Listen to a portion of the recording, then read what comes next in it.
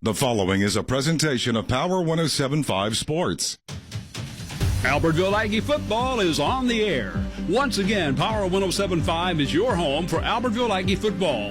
Each week's Albertville games are brought to you by Wilson's Barbecue, Sam Boswell Honda, Randy Jones Associates, Papa Doobie's, One Team Heating and Cooling, Mug, Martinez Pools, Marshall County Gas, Liberty Bank, Howard Bentley Buick GMC, H&H Printing, The Groom Room, The Furniture Shop, Foodland Plus of Albertville, Citizens Bank and Trust, BG's, Alpha Agent Dustin Hornbuckle, Albertville Discount Tire, Albertville Discount Pharmacy, and Robert Adderholt for Congress. Now, with your Albertville pregame show, here are your announcers, Harry Galloway, John Gladden, Chris Jenkins, and Keith Ball. Last Friday night was a tough night for the Aggies. They were coming off of their win over Grissom, then a week off with the fall break, and it was homecoming, but the Aggies had a tough one, losing to Huntsville 34-0. Tonight, the Aggies back on the road, taking on a very good Bob Jones team. Last year, Bob Jones beat the Aggies 42-7. Bob Jones also coming off a loss from last week, losing to Austin 31-7. So the Aggies come in 1-6. Bob Jones 4-4. Bob Jones only 2 games left, playing the Aggies tonight. The next week they're going to be at Huntsville, whereas the Aggies will take on James Clemens next week. As far as other region games coming up tonight, you've got Grissom, they're 0-5 in the region, at Sparkman, they're 3-2. James Clemens, they're 3-2, going to be playing at Austin, they're 4-1. Then Florence, they're 4-1. At Huntsville, they're 3-2. Region standings, you've got Austin and Florence with identical 4-1 region records. Then you got 3 teams at 3-2. Sparkman, James Clemens, and Huntsville, they're at 3-2. Bob Jones, they're 2-3. Bob Jones really needs a win tonight to have a chance to make the playoffs. And mathematically, the Aggies, if they could win the next 2 and get some help, they could actually still make the playoffs. Albertville's 1-4 in the region, then Grissom winless, looking for their first win tonight. Other big area games coming up tonight. You've got Boaz playing at Gunnersville. That's going to be huge for those 2 teams. They're both 3-1 in the region. Scottsboro, they're at Arab. You've got Brewer playing at Douglas, Fairview at Sardis, Geraldine taking on Whitesburg Christian, and 5 taking on Holly Pond. Coming up next, we're going to go live to the field. It's Albertville at Bob Jones next here on Power 107.5. This is John Connor. You're listening to Aggie Football, brought to you by Howard Bentley Buick GMC in Albertville, where we save you money. As part of our community focus, Citizens Bank and Trust is especially proud of our school branch program. The Aggie branch at Albertville High School is a real bank office where students and school employees can cash checks and make deposits. The Aggie branch is operated by students who get real-world experience plus classroom education about finance and economics. It's another big way we show we're of the community, not just in it. Citizens Bank and Trust. Member FDIC. Looking for a taste of the South right here in Albertville? Look no further than Papa Doobie's, conveniently located at 9510 Highway 431. Open Tuesday through Saturday, Papa Doobie's serves up mouth-watering jambalaya, juicy steaks, fresh seafood, and comforting pasta dishes that'll leave your taste buds dancing. And don't forget about Little Doobie's, our charming on-site event center. Planning a holiday party? Book now before spots fill up. Call 256-894-7878. Papa Doobie's, where good food and great times come together. This is Dustin Hornbuckle, your local Alpha agent. Good call or bad call, officials always have the final say in sports. And at Alpha Insurance, we know it's important for you to have the final say on the insurance plan we build for you. You'll have peace of mind knowing we will work hard to get you the lowest rates and best discounts available. Alpha Insurance, it's always a good call to call the Hornbuckle Agency at 256-744-7233 or stop by our office at 10675 U.S. Highway 431. Bright stadium lights, a pool of cold water to dive into, a warm gymnasium to watch from the bleachers or hustle on the court. Since 1943, the Municipal Utilities Board of Albertville has been behind these moments, lighting the way towards a brighter future for Albertville. As proud supporters of our community and Albertville City Schools, every game you play, every practice you attend, and every moment you cherish is powered by a team you can trust. From clean water and wastewater management to electricity, MUB delivers reliable services at a reasonable cost. You can trust MUB to keep the lights on and the community strong now and for generations to come. Albertville Discount Pharmacy has been providing prescription and healthcare needs to the Sand Mountain area for over 30 years. With 3 pharmacists, Amy Honey, Brett Hogan, and Eddie Campbell, you will feel the confidence their staff provides. They want to be your pharmacy. Phone 256-878-1515 or come by Albertville Discount Pharmacy, your hometown pharmacy at 422 North Broad Street in Albertville. The furniture shop Lazy Boy Comfort Studio in Albertville and Henniger is offering you low prices on all Lazy Boy furniture. Their showroom is filled with spectacular selection of recliners, sofas, entire room groups, and much more. Lazy Boy is designed to fill your home with quality crafted furniture with exclusive features for feel-good comfort that's built to last. Come on in now and save at the furniture shop Lazy Boy Comfort Studio on Highway 431 in Albertville and Highway 75 in Henniger. It's football time in Alabama. The players are hitting the field, the cheerleaders are firing up the crowd, the drum major is striking up the band, and we all stand for the national anthem. This is Congressman Robert Adderholt. While you cheer your favorite team this season, I'll be on President Trump's team shaking things up in Washington. When we stand on conservative principles, it's a win for everyone. I'm Robert Adderholt, and I approve this message. Paid for by Adderholt for Congress. Dreaming of the perfect backyard? Now booking for next year. From stunning 3D designs to one-on-one service, Martinez Pools will bring your vision to life in 2026. Vinyl, fiberglass, or Gunite pools, landscaping, sod, irrigation, and waterfalls, outdoor kitchens, hot tubs, and putting greens. Full turnkey service from start to finish. Schedule your spot now. Our openings for next year are limited. Call 256-452-8464 today to reserve your project and make your home the place where kids come to play and memories are made. You've been listening to the Albertville Aggie pregame show. Now, let's go to the field for all of tonight's action with your announcers Barry Galloway, John Gladden, Chris Jenkins, and Keith Ball. And we're coming to you live from Madison, Alabama. It is a beautiful high school football Friday night. Hard to believe, Chris Jenkins, we only have 3 regular season games left. That is just crazy. It just goes by fast every season. Let's talk about last week. The Aggies, over the season, have gotten better and better and better every week. They picked up a win against Grissom.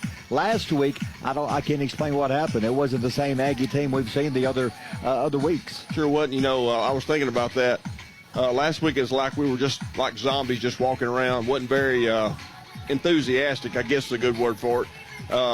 You know, and last week the defense didn't play very well, give up 6 yards of carry, 300 yards of rushing against Huntsville. You know, tonight, I hope coming over here tonight on the bus, it was kind of energetic. You know, if we don't come out of the locker room enthusiastic tonight, it'll be the same way it was last week. So, you know, we got to go back to where we started at 3 weeks ago and play like we did then tonight. Yeah. If we do that tonight, like we've been playing, we can show we can play with anybody. We just have to want to do it. We hadn't been last week. We didn't want to do it. Sometimes you have those weeks. Sometimes it just happens. Yeah. Can't explain why. It can't happen tonight. Tonight we're in Madison. Bob Jones, a good team. Let's go down to the sideline. Keith Ball, the Gilbert and Ball Ford and Albertville sideline report. Good evening, Keith. How's the weather down there? The weather's great, guys. Y'all give me a second. I feel like I'm in a disco down here. I may start breaking it down here. But let's talk offense, Keith. Last week, 0. We looked really good. We looked good defensively the entire year. Last week, for a little over a quarter, we played ball with them, but then it's like the defense wore down. They began running the ball against us with that big offensive line. Our offense could never get on track, but we didn't seem to go to some of the key players like we thought they would, like Talik Saint or Sweat. So what do you think? What do you think happened last week? Yeah, it's one of those games, guys. It's just everything you try to do goes wrong. You know, if all 11 guys are not doing their job and somebody has an off week and you know, the ball's going to find you and bad things are going to happen. Like last week was just a buzzsaw. I mean, and I think Huntsville is a really solid football team. You know, when they decided they were going to run the football against us, their offensive line was big, nasty, mean, and they just mashed it on us. And Chris talked about that at 6 yards of carry, over 300 yards rushing. They just kind of beat us up front defensively. You know, that's the one thing. I mean, if you can't stop the run, it's going to be a long game for you. You got to try to slow that down and try to get those guys to make these guys throw the football. But like you're talking about, Barry, you know, last week offensively, I think CJ had a down game. I think he had a hard time making some of the reads, and they were putting a lot of pressure on that young man. But we're not able to get the ball to some of our playmakers. I think Talik Saint had 1 catch last week. They held Brant Sweat in check. we've got to get these guys the ball. Colin Parker is a great little running back, and he gives it everything he's got, and does a really good job. But man, last week it just wasn't working between the tackles, and I look for him to get back and get going again this week. Also, I'm also looking for Jakari Kirkland, very explosive. I think he's a little more explosive than Colin, not as big, but a lot of speed, man. When he takes 2 steps, he's at 100%, and he can stop and start and do all the things. We've got to get the ball in our playmakers' hands tonight. Hopefully CJ has a better game and can read the option a little better. He's got to be able to read and run that option, and also do a better job through the air getting the ball to some of our playmakers. You might want to move away from Katy Perry. She's killing it there. I don't know that you can move anywhere in this stadium and get away from this. Well, we brought the man up here with us, Charlie Nash. Charlie, how you doing? I'm really good. How are y'all? Doing good. Good to see you again, Charlie. Nice seeing you. You rode the bus over here tonight for the game. So how was the Aggies coming off a tough loss last week? So what was the kind of the feel on the bus today? It's quiet, focused business like around here. Enough about you, but what about the team, Charlie? It's that, too. Yeah. It's that, too. I agree. So during practice this week, do you think they really took that loss hard last week and said we can do better than that? Yes, sir. Coach talked we can be better. That's not who we are. I agree. We're trying to build a better program around here, and we just failed at that It last happens week. sometimes, don't it? Yeah, yes, sir. Yeah. Like it's happened to Miami out against your Louisville Cardinals. Okay, let's not. Yeah. I thought you was a Louisville fan. I am. Are they losing? I don't know yet. 14-0. He's got money on it. You can tell. No, I don't. Well, Charlie, good to see you. Get down there and do your job. Yes, sir. We'll Yes, see sir. you at halftime. Go Aggies. Yeah. All right, John Glad. We're going to come back and talk Bob Jones. And we've seen some good quarterbacks this year. We'll give them a little tease.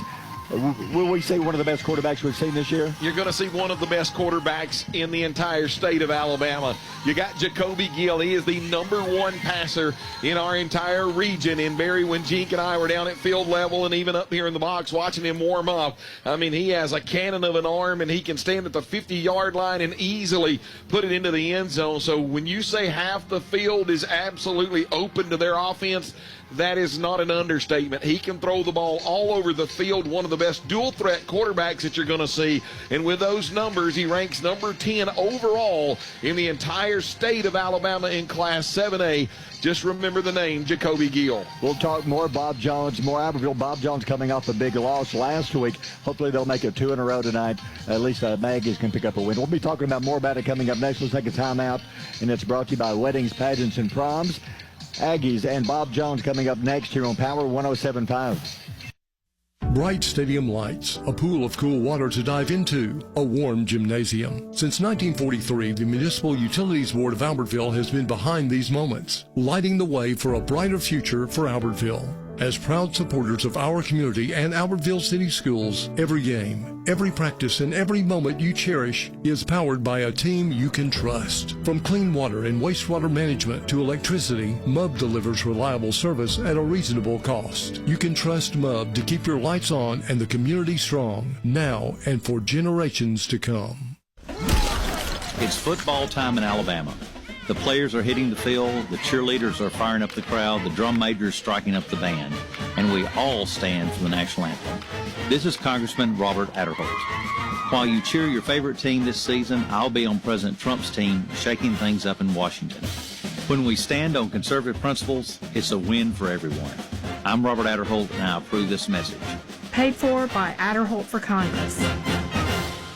Hi, I'm Jason Simpson with Randy Jones & Associates, your local trusted choice insurance agency and proud supporter of the Aggies. We don't just work here, we live here. We know Albertville, and for over 40 years, we've been helping our neighbors protect what matters most. From your home and car to your business and future, we've got you covered with smart, affordable insurance tailored just for you. Come see us on Highway 431 in Albertville or give us a call at 256-878-3271 for your free, no-obligation quote. And you know what we say, go Aggies! Albertville Discount Pharmacy has been providing prescription and healthcare needs to the Sand Mountain area for over 30 years. With 3 pharmacists, Amy Honey, Brett Hogan, and Eddie Campbell, you will feel the confidence their staff provides. They want to be your pharmacy. Phone 256-878-1515 or come by Albertville Discount Pharmacy, your hometown pharmacy at 422 North Broad Street in Albertville. The Furniture Shop Lazy Boy Comfort Studio in Albertville and Henniger is offering you low prices on all Lazy Boy furniture. Their showroom is filled with spectacular selection of recliners, sofas, entire room groups, and much more. Lazy Boy is designed to fill your home with quality crafted furniture with exclusive features for feel-good comfort that's built to last. Come on in now and save at the Furniture Shop Lazy Boy Comfort Studio on Highway 431 in Albertville and Highway 75 in Henniger. At Liberty Bank, we value our local schools and are proud to support all of our teams because this is our community too. To everyone who puts in the long hours of practice to help our kids win in life and on the field, we salute you. Whether you're coach from the sidelines, sell concessions, or score touchdowns, the Liberty Bank team is cheering for you. So from our team to yours, let's make it a great season. Liberty Bank. Local bankers serving local customers since 1971. This week at Foodland Plus in Albertville, Prairie Fish Bone-In Assorted Pork Chops Family Pack $1.99 a pound. 80% lean fresh ground chuck Family Pack $4.99 a pound. Preferred Angus Beef New York Strip Steak $9.99 a pound. Mandarin Oranges 3-pound bag $3.99 each. General Mills large size cereal selected varieties 2 for $6. Totino's Party Pizza 9 to 10 ounce 2 for $3. Pringles potato chips selected varieties 4 for $9 at Foodland Plus in Albertville. This is Billy Ann with Howard Bentley Buick GMC. We want to wish the Albertville Aggies good luck this year. Whether you are on the field or performing at halftime, we are cheering for you. Check us out for all of your vehicle needs. From sales to service, we have you covered. And remember, it's always worth the drive to Howard Bentley Buick GMC. Go Aggies!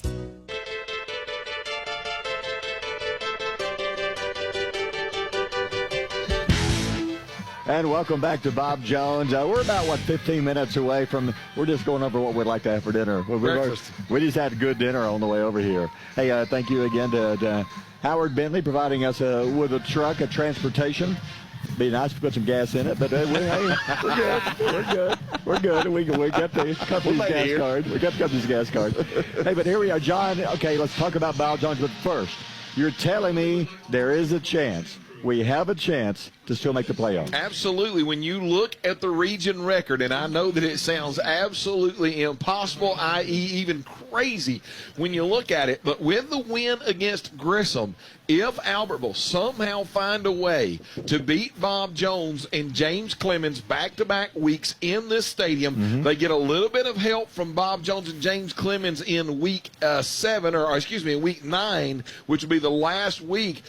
Guys, there is a chance, mathematically, there is a chance that your Albertville Aggies could finish the season 3-7 or 4-6 if possible, and mathematically make it into the playoffs. They could get no higher than the 4 seed. And Barry, I think unfortunately for us, if we do mathematically make it into the playoffs, you're going to get Central of Phoenix City, which is the number 1 team in all of Class 7A. You're going to get them in the first round of the playoffs. But let's not even look forward, guys. Let's look just at Bob Jones tonight. And for Bob Jones, they're 4-4. They've had a tough little, 3-4 game span here. They lost last week to Austin. When you look at the playoffs, Bob Jones, they're way down the list here. They're 2-3.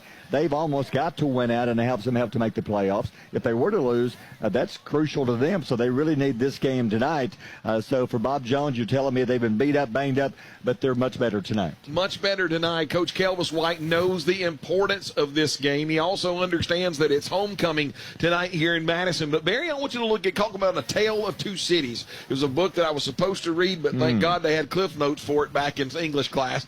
But right out of the gate, Coleman's a good football team. Bob Jones beats them 28-3. Then they score 50-28 over lead. They beat James Clemens in this stadium 54-7. And then they beat Grissom 42-9. nothing. But in that James Clemens blowout win and the Grissom blowout win, Coach Kelvis White shared with me on Wednesday night that they had some crucial injuries across his offensive line and for his playmakers. A lot of good players out over the last 4 weeks. And since he's had those injuries, they've lost to Florence, Gadsden City, Sparkman, and Austin. So they literally won their first 4 games. Injury bug bit them over the last 4 weeks. Unfortunately for the Aggies, Coach White also shared Wednesday night that all of those injuries and everybody that's been hurt over the last 4 weeks have been cleared over the last 2 or 3 days, and he, for the first time in 4 weeks, has his full allotment of offensive starters back and defensive starters back tonight. That's just our luck.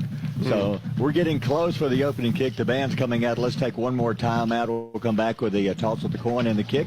It's Albertville and Bob Jones coming up next year on Power 107.5. This is Dustin Hornbuckle, your local Alpha agent. In sports, every point counts. And at Alpha Insurance, we know when it comes to your budget, every dollar counts. That's why we work to get you the lowest rates and the best discounts available. Plus, every Alpha policy comes with personal service from our hometown team.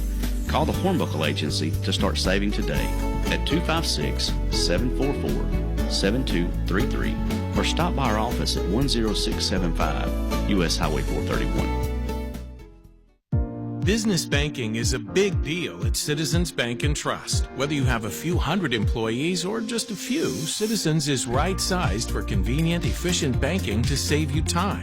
We offer excellent technology plus support for merchant services, remote deposit capture, and positive pay, so you can focus on what your customers need. We're local, we're responsive, and we're big on business. Call or visit us at Citizens Bank & Trust and see the difference. Member FDIC. Dreaming of the perfect backyard? Now booking for next year. From stunning 3D designs to one-on-one service, Martinez Pools will bring your vision to life in 2026. Vinyl, fiberglass, or Gunite pools, landscaping, sod, irrigation, and waterfalls, outdoor kitchens, hot tubs, and putting greens. Full turnkey service from start to finish. Schedule your spot now. Our openings for next year are limited. Call 256-452-8464 today to reserve your project and make your home the place where kids come to play and memories are made.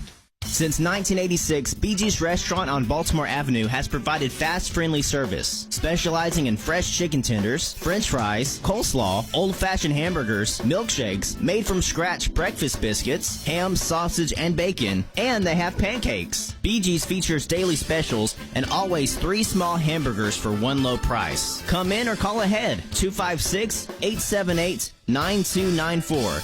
BG's Restaurant, 1105 Baltimore Avenue in Albertville. A tradition of excellence and state-of-the-art technology. That's what you get at H&H Printing. They're your source for promotional products, digital offset printing, and wide format printing, including banners, signs, posters, blueprints, and more. Voted best print shop in the Reporter Readers Poll. H&H Printing has been serving Marshall County and surrounding areas for 46 years. Located on Highway 431 in Albertville. Call Keith Holbrooks at 256-878-8829. H&H Printing, a proud supporter of the Albertville Aggies.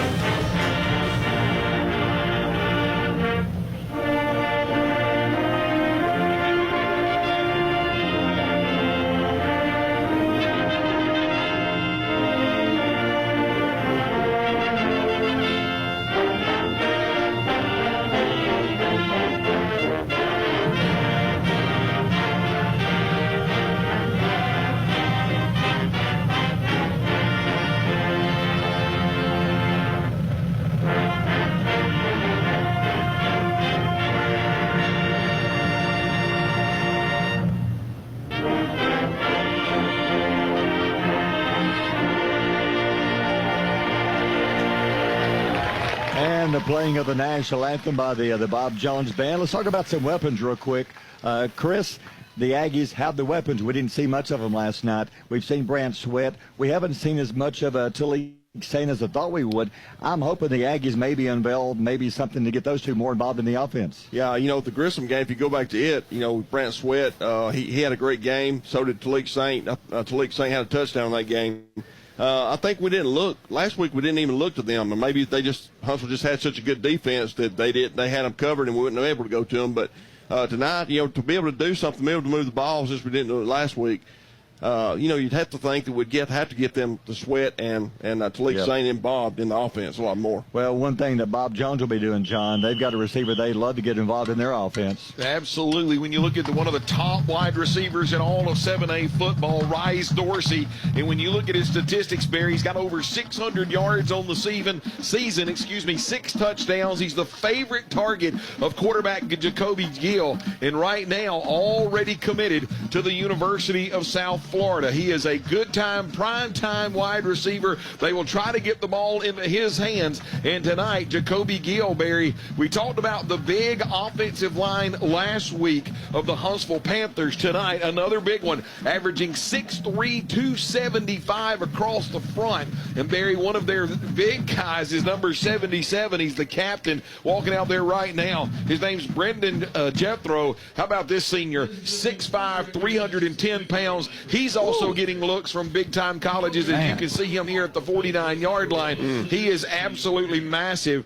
I'm afraid, and when you go back and you look, when Bob Jones has been successful, they've been able to run the ball behind that big offensive line early, which is able to set up the pass, and they're able to do that with a running back, Rice. Rice, 90 rushes this year, 587 yards and 7 touchdowns. Barry, if you look at it, basically contributing to the Bob Jones offense, 16 touchdowns for Gill, 7 touchdowns for Rice, 6 touchdowns for Dorsey.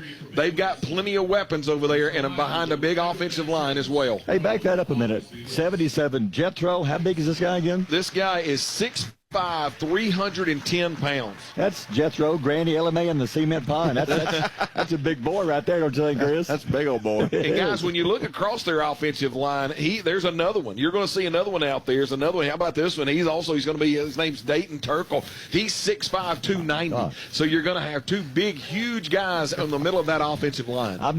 Keith, I want you to wrestle Jethro to the ground right now. I dare you. No thanks. $5. He's one of the captains. He is the captain. He's the man. He's like Sparta. I just look over at him and say, "Do you want the ball or not?" I wouldn't even toss a coin. He's about to probably swallow it. Okay, we got the toss of the coin coming. Let's hand it to him. Sportsmanship on and off the field. Most importantly, guys, I want you guys to have fun. Okay. All right. You're the visiting team. I've got a coin here. Tails, heads. What's your choice? Tails. Tails. Tails is the call. Here we go. It is heads. That means you won the call. You want the ball? You want the ball. Give him the ball. Bob Jones has won the toss. Keith, be honest now. That's got to be one of the biggest boys you've ever stood next to. Yeah, I'm glad he's just going to get the ball, not everything else. I'm trying to get away from him as quick as I can. That is a young man now. College-wise, again, you say he's got to be looked at by quite a few teams, I would think. If he can play as good as he looks, this from eye candy, man, that's one of the most impressive young men I've seen. Yeah, believe it or not, on this team, there's only been really one commitment, and that's Dorsey that we talked about to South Florida. But when you talk to Coach White once again on Wednesday, he said, "John, we got a number of players that are getting looked at. They just haven't had official offers yet." I mean, I think you got to give number 77 an official, and he's moving pretty quick, man. Yeah. That's to get back over here to run through the tunnel. Car runs a 4.940 or something. He's actually stuck in the tunnel right now. They may have to. But the Aggies come out in their white uniforms, white pants, white jerseys, black helmets. And Bob Jones, here they come in their red pants, red jerseys, and white helmets as they run through the Bob Jones tunnel. And Barry, people can say what they want to say, and offensive woes last week, defense just, they kind of got behind the buzzsaw, and the offensive line began to take over for Huntsville. But one of the things on Thursday night, I had the opportunity to talk to Coach Weingart, and he said, both offensively and defensively, we just didn't execute our game plan. So tonight, I understand that Bob Jones is big. I understand that they have weapons. But you said it earlier in the pregame, throughout the entire year, the part of Albertville's football team that has been most consistent has been that of the defense. I actually kind of like putting the defense out there early. If they can get a stop on Bob Jones right out of the gate, maybe that can set the tempo over on the Albertville sidelines. We saw that at Alston. We saw that at Grissom. And hopefully we can see this tonight at Madison Municipal Stadium. Aggies will kick off. Only 2 games left after tonight. Back here next week, James Clemens. And then we got Gunnersville wrap up the season at home on senior night.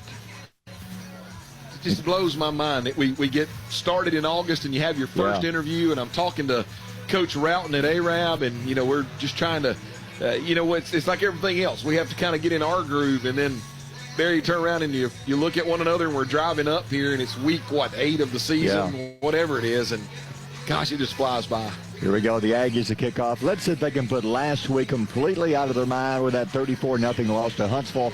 Bob Jones, they lost 31-7 to Alston. Bob Jones 4-4, Aggies 1-6, trying to snap that now 1-game losing streak.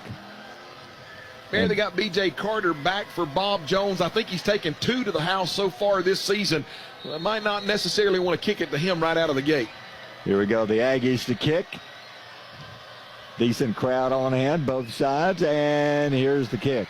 We're underway. Onside kick, bouncing at the 50. Bob Jones recovers. I'm not sure that it went 10 yards anyway, but Bob Jones recovers, steps out of bounds. Their ball at our 49-yard line. Albertville actually had numbers, and once again, Coach Weingarten, we've called him the Riverboat Gambler, tries to start this game on the road with an onside kick. Barry, I really believe that it went the 10 yards, but in having to wait for the ball to get there 10 yards, Bob Jones, up man, able to get it on the hop, take it out of bounds at the 49, and all of a sudden, Bob Jones starts on Albertville territory. Thinking is, with this quarterback, Gill, they're going to be able to strike from anywhere on the field. Oh, yeah. Whether it's their 20 or our 49, and Bob Jones comes out. I don't think Gill is starting a quarterback. I think that's a Dorsey lining up in the Wildcat formation. The snap to Dorsey. Dorsey hands off up the middle. Get a little bit of a hole. They're going to drop him around the 46-yard line. 3-yard gain. Froelich, one of the first Aggies there. Also, that was Keegan Thompson on the tackle. Just an underneath handoff coming here to the near side, just trying to get behind big 6'5", 310-pound Brendan Jethro, along with Jude Whitlock, 6'3", 230. Albertville defense does a great job, but some really good offensive penetration, I guess you would say, by the left side of that offensive line, gain of about 3.5. And they're kind of in front of the Aggie band now, so that's going to help us out. So it's 2nd and 7. Bob Jones, a lot of time getting the play in. Play clock down to 10. Dorsey stays in the Wildcat, and the Aggies jump. Unless somebody moves, they're going to penalize us 5 yards. Yeah, and you cannot tell me that the offensive coordinator, Bob Jones, hasn't seen that. Come out in little Wildcat on first down, able to gain 3 or 4 yards. Comes up, he claps his hands this time. Remember a few moments ago, clapped his hands one time the ball was snapped. This time he comes up, claps his hands one time. Everybody sits still, and Albertville penetrates the neutral zone. So it's 2nd down and about 2. I don't think Gill is injured. He worked out, he warmed up, he's fine, but he's just not getting the start. Dorsey, the snap to Dorsey, the Wildcat around the right side, 40. They got it from behind. That is enough for a Bob Jones first down, a gain of about 4. Cut around the corner. Man, he is quick as he went around that corner. He is absolutely lightning fast, direct snap, speed, sweep, going to the far side. He tried to turn the corner. Looked like it might have been, I think it was Cooper Scott that actually came up and made the tackle, but able to move the chains for a first down. Good job, the Aggies kept it for getting around the corner. Bob Jones 1st and 10 on the Aggie 37-yard line. Opening drive of the game, and now they're right in front of the Aggie band. So Dorsey stays in, more of a running quarterback. A real good running quarterback. He's back there waiting on the snap. The snap to Dorsey. Fakes the handoff. Going to bounce it left side. Looks for the corner. There's a hold. 30, 25. No flag down. How did you miss that? There it is. Now I see the flag. There were 2 flags. Okay, he brought a couple to the party. So it's all the way to the 21, but bringing it back. That's a hold on Bob Jones. Well, it's got to be, because that was obvious from here, Chris. Yeah, exactly. I'm guessing they both saw the same play there. So, Keith, what do you think? Speed around the corner. Dorsey, he is lightning quick. Yeah, and they've got a lot of it, man. We've got to set the edge. And right there, our linebacker did a pretty good job setting the edge. But you've got to keep that outside arm free. You can't give them your chest and where you can get out there and run. But, man, you better as fast as he is, you better anticipate him getting outside a little bit and cheat because he's got a lot of speed. Holding call is going to make it about 1st and 14. They back it up to the Aggie 41-yard line. Bob Jones opening drive, 10 minutes to go in the quarter. Dorsey stays in the quarterback out of the Wildcat. So the receiver turned running back, quarterback, man in motion left side. The snap to Dorsey. He's going to try left side, 40, got a little gap, 30, going to drive him out of bounds at the 33-yard line. That's a gain of about 8 yards. Gets a lot of the penalty back. Is going to be second down now and fairly short. And Barry, you're exactly right. Jacoby Gill here along the sideline, not injured, no problem, walking right along the offensive coordinator and walking side by side with him. He's actually helping signal some things in as well, but I just think this is a new wrinkle coming out of the locker room, letting the athleticism of Rye Dorsey try to take over right out of the gate. Second down and 5 from our 33-yard line. Dorsey stays in. They look to the side, getting the play clock in. They're getting the play in. The play clock, I don't know if they started it on time. It's only at 30. Game clock at 9:41. Second down and 5, Bob Jones. The snap to Dorsey. Looks left side. He's going to take it up the middle. 30, 25, 20, 15 to 11. He's brought down by Talik Saint. Touchdown saving tackle. Wow, when Dorsey hit that hole up the middle, Saint was the only player left to try to bring him down, and he did at inside the 10-yard line. Wide receiver here along the near boundary, going across the formation. A little bit of eye candy for the back end of the defense of Albertville to have to look at. Rye Dorsey takes a snap. He takes one little punch step to the right, Barry, and counters coming back to the left behind a pulling guard. And when there was an open hole, he was gone. Only the athleticism of Talik Saint keeps him from going into the end zone. First down and goal from the, they're going to mark it at the 10-yard line. Dorsey stays in at quarterback out of the Wildcat. The snap to Dorsey. Dorsey fakes the handoff right side, gets away from the first man to the corner. He will walk into the end zone. Touchdown, Bob Jones. Fakes the underneath handoff. He gets out there in one-on-one coverage. Keegan Thompson has him, but then he's able to kind of shut Keegan off. And then once Keegan is off of him, there's nobody within a zip code of him. He runs out, basically outruns the defenders as they're trying to chase him down. But Albertville not going to catch that speed and trots easily into the end zone, Keith, right there in front of you. Yeah, I'm not sure if they're going to keep running that we don't run the cover 2 out here and sit our corners. Don't let them back up. Right there, doing a little something different with Keegan Thompson, too. He's standing up a little tonight. Now for the point after the kick is up, and it is good opening drive. Results in a touchdown. Let's take a timeout. Brought to you by Weddings, Pageants, and Proms. 8:49 to go in the first. 7-0 Bob Jones. You're listening to Albertville Football on Power 107.5. Hello, my friends. Terry Mason here for Albertville Discount Tire. Highway 75 in Albertville. You know, next to the railroad track. Albertville Discount Tires, where we sell quality tires at a low wholesale price. Minor repairs, front end alignments, lift kits for your trucks. We got it all at Albertville Discount Tire here in downtown Albertville. Look, here at Albertville Discount Tire, Daniel knows we can't get everyone's business, but he sure does want yours. Albertville Discount Tire. 256-891-6000. Come back. Here's your Gilbert and Ball Ford and Albertville scoring updates. Albertville trying to go for an onside kick, but Bob Jones able to take over at the Albertville 49-yard line. 5 plays, 49 yards later, Dorsey takes it in from 10 yards out. Extra point up and good. And right now, happy homecoming here on our side. Bob Jones leads at 7-0. Well, the Aggies took a gamble. They tried an onside kick, and I completely agree with this. You got to take a gamble. Whether Bob Jones had the ball on their 20 or on our 45, this offense is going to be tough to stop. Here's the kick.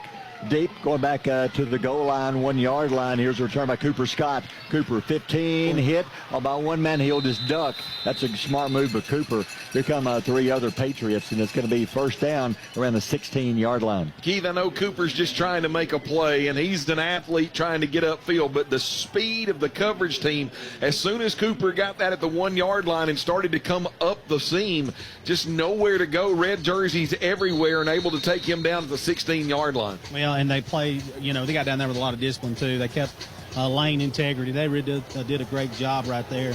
Guys, what I was talking about a second ago, Jesse Gonzalez and Keegan Thompson are kind of flopping back and forth. One will play defensive line, then one will play linebacker, and they're switching a little bit tonight. First down, 16-yard line. In motion is Talik. CJ back to pass throws. Kobe's got it to the 15. He'll slip down. at the line of scrimmage. Kobe was there, but you're right, Keith. He had a wide-open receiver streaking down the left sideline. Guys, John, I know you saw it. Brant Sweat wide open. That could have been a touchdown. He ended up bringing Brant Sweat in motion, and at the snap of the ball, he just went right down the seam, got kind of lost between the defensive backs and the linebackers, and you're right, wide open. But C.J. elects to throw it out in the flat. Great job of the defense by Bob Jones rallying to that, Barry. And unfortunately, no gain for the Aggies. Kobe made the catch, but no gain. He slipped down and tried to cut upfield. It's 2nd down and 10, Albertville. C.J. Hand. Remember, we said in the pregame that they averaged about 6'3", 275. Got the Albertville defensive line moving just enough where the running back and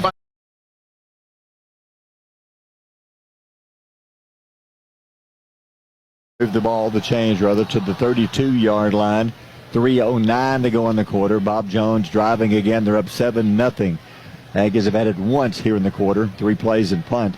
Man in motion to the right. The snap to Dorsey. Dorsey hands off. He tries the left side. Stops, cuts. He slipped down as he tried to cut to the middle. He had a hole, too. 27-yard line. He goes down. It's a gain of about 5, maybe 6 yards. Barry, I'd love to give credit to an Albertville Aggie, but he actually got tackled by the 28-yard line. So he was trying to turn upfield, and his feet just shot out from under him. Keith, you're downfield level. I don't think that the turf has really got slicker. Do you own it right now, does it? No, it's dry down here. Everything looks good. 2nd down and 4, a gain of 6 on the play. Under 2.5 to go in the quarter. Dorsey stands in the shotgun, play clock at 13-12. And the snap, hands off, get in the backfield, got him. Keegan Thompson hit him in the backfield for a big loss, a loss of 3. How about Keegan Thompson? Getting shot out of a cannon, and he was able to penetrate through the offensive line in the backfield. Nowhere for the running back. I think that was Rice to be able to go. Wraps him up, throws him down to make it 3rd down and a really long here for Bob Jones. Have they thrown the ball at all? I have not. So the throwing quarterback has not even played. The one we thought we'd see. Instead, they're going with Dorsey, out of the Wildcat the whole time. It's 3rd down and 9 after the big loss. 1:45 to go in the quarter. Dorsey, hands off. No, he's going to keep up the middle. 30, 25. He is gone. Wow. On a 3rd down and 10, Keith, you just got to play your assignments. And right there, the fake of the underneath and off. The linebackers vacated the middle of the field. He pulled the ball, followed the pulling guard right up the middle of the field. And, I mean, nothing fancy about it. When he took off, he was gone. Yeah, one thing about the 3-3 stack, which I've not seen us run it that much this year. We've been a lot of times in a 4-man front. You can bring a lot of pressure from different angles, but it leaves you open. If you blitz, it leaves you open to get beat deep or to get beat on runs. And the extra point is good. Let's take a timeout. Brought to you by Weddings, Pageants, and Proms.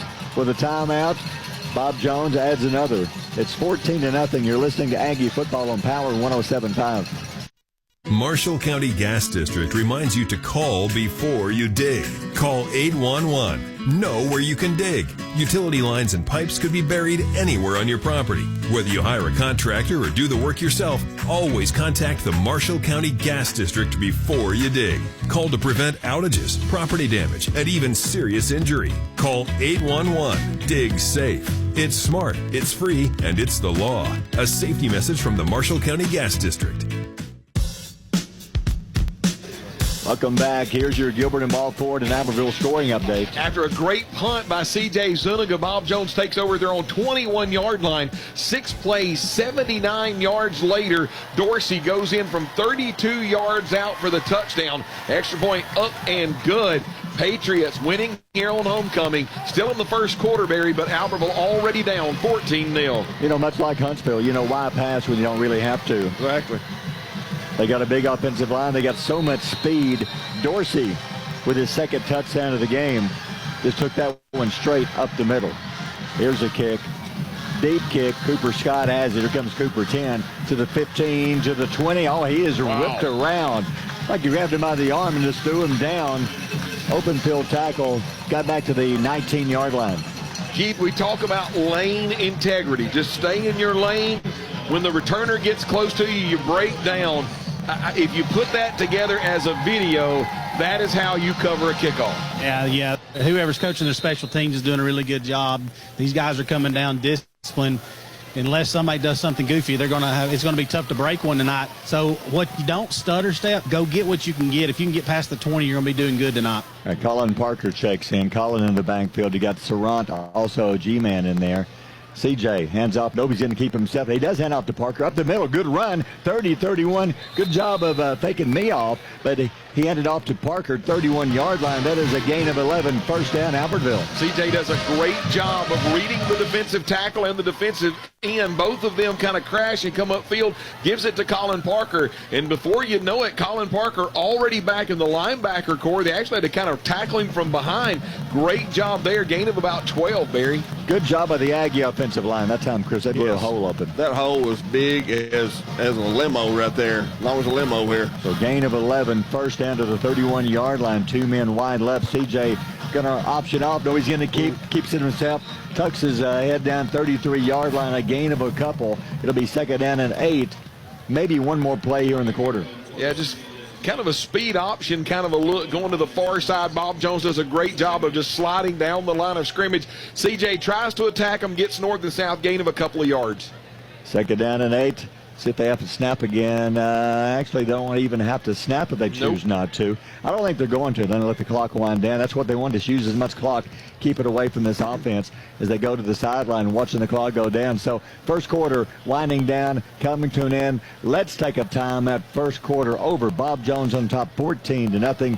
You're listening to Aggie football here on Power 107.5. When it comes to your home comfort, you need a team you can trust. At One Team Heating and Cooling, we're here for all your heating and cooling needs. Whether it's repair, installation, or maintenance, we offer the latest in air purification, the new Calgon Air Purifier. This state-of-the-art system works to clean the air in your home by eliminating dust, smoke, odors, and even viruses and bacteria to live and breathe comfortably. Call Don Abbott at One Team today at 256-660-0950. Looking for a taste of the South right here in Albertville? Look no further than Papa Doobie's, conveniently located at 9510 Highway 431. Open Tuesday through Saturday, Papa Doobie's serves up mouth-watering jambalaya, juicy steaks, fresh seafood, and comforting pasta dishes that'll leave your taste buds dancing. And don't forget about Little Doobie's, our charming on-site event center. Planning a holiday party? Book now before spots fill up. Call 256-894-7878. Papa Doobie's, where good food and great times come together.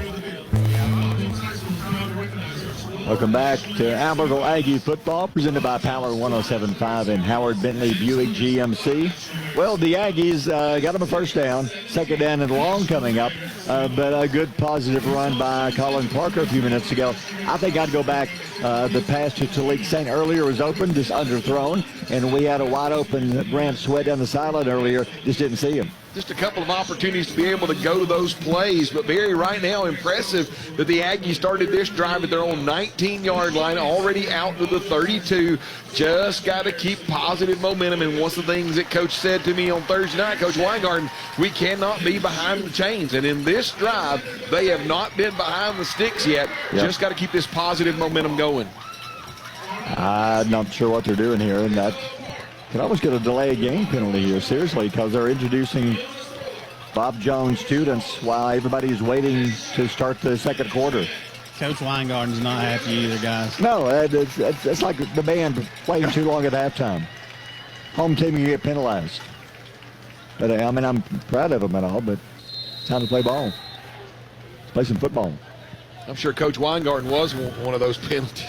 All right, second down and 8. Aggies 33-yard line, second quarter underway. CJ hands off to Sarant up the middle. G-man, they're going to stand him up maybe a yard downfield. It's third down and 7 coming up. CJ did a good job that time. He's reading the defensive end, hands it off to, was that Sarant that he was able to hand it off to? But man, Sarant, when he came upfield, he ran into the senior linebacker, Romeo Washington. He's the quarterback on the defense, #1 tackler for Bob Jones. Knew exactly what to do, flows downhill, gets in the hole, makes a tackle. But, Barry, it is still, even because of that 2-yard gain, I know it's third down and maybe a long 6, but at least it's a manageable third down. Got to keep the ball away from Bob Jones. 14-0 Aggies with it. Second time we've had the ball. 34-yard line, 3 men wide, left side. CJ. Pressure's coming. Moved. Bob Jones moving around, but they got us to move it. You know, that's a smart move on Bob Jones' part. with another Marshall County Sheriff penalty flag on the field. You go from 3rd down and 7, which is possible, to now 3rd down and 12, which is not good. Defensive line lined up where they have been lining up the entire game, and CJ comes up. He's calling out his cadence. They shift, and when they shift, they cause movement on the offensive side of the ball. In what was 3rd, Barry, and about 7 now becomes 3rd and 12. Bob Jones knows you got to pass now. At least try to get the first down. 2 men wide right side. Aggies change the look. CJ rolls right side. Looks. Nobody open. He just gets rid of it. Looking downfield, there is nobody even close to being open. CJ was running for his life right in front of you, Keith. He had nowhere to throw it. Yeah, he had 0 time on that one, guys. If you go back to the running play where we hand the dive off, I don't know if it was because we were lined up in the I formation and that their defense just aligned to it, but Talik was out here one-on-one by himself. His guys playing in his face, 0 safety help. We need to go back to that, fake that dive, just throw it up. Talik's going to go make a play.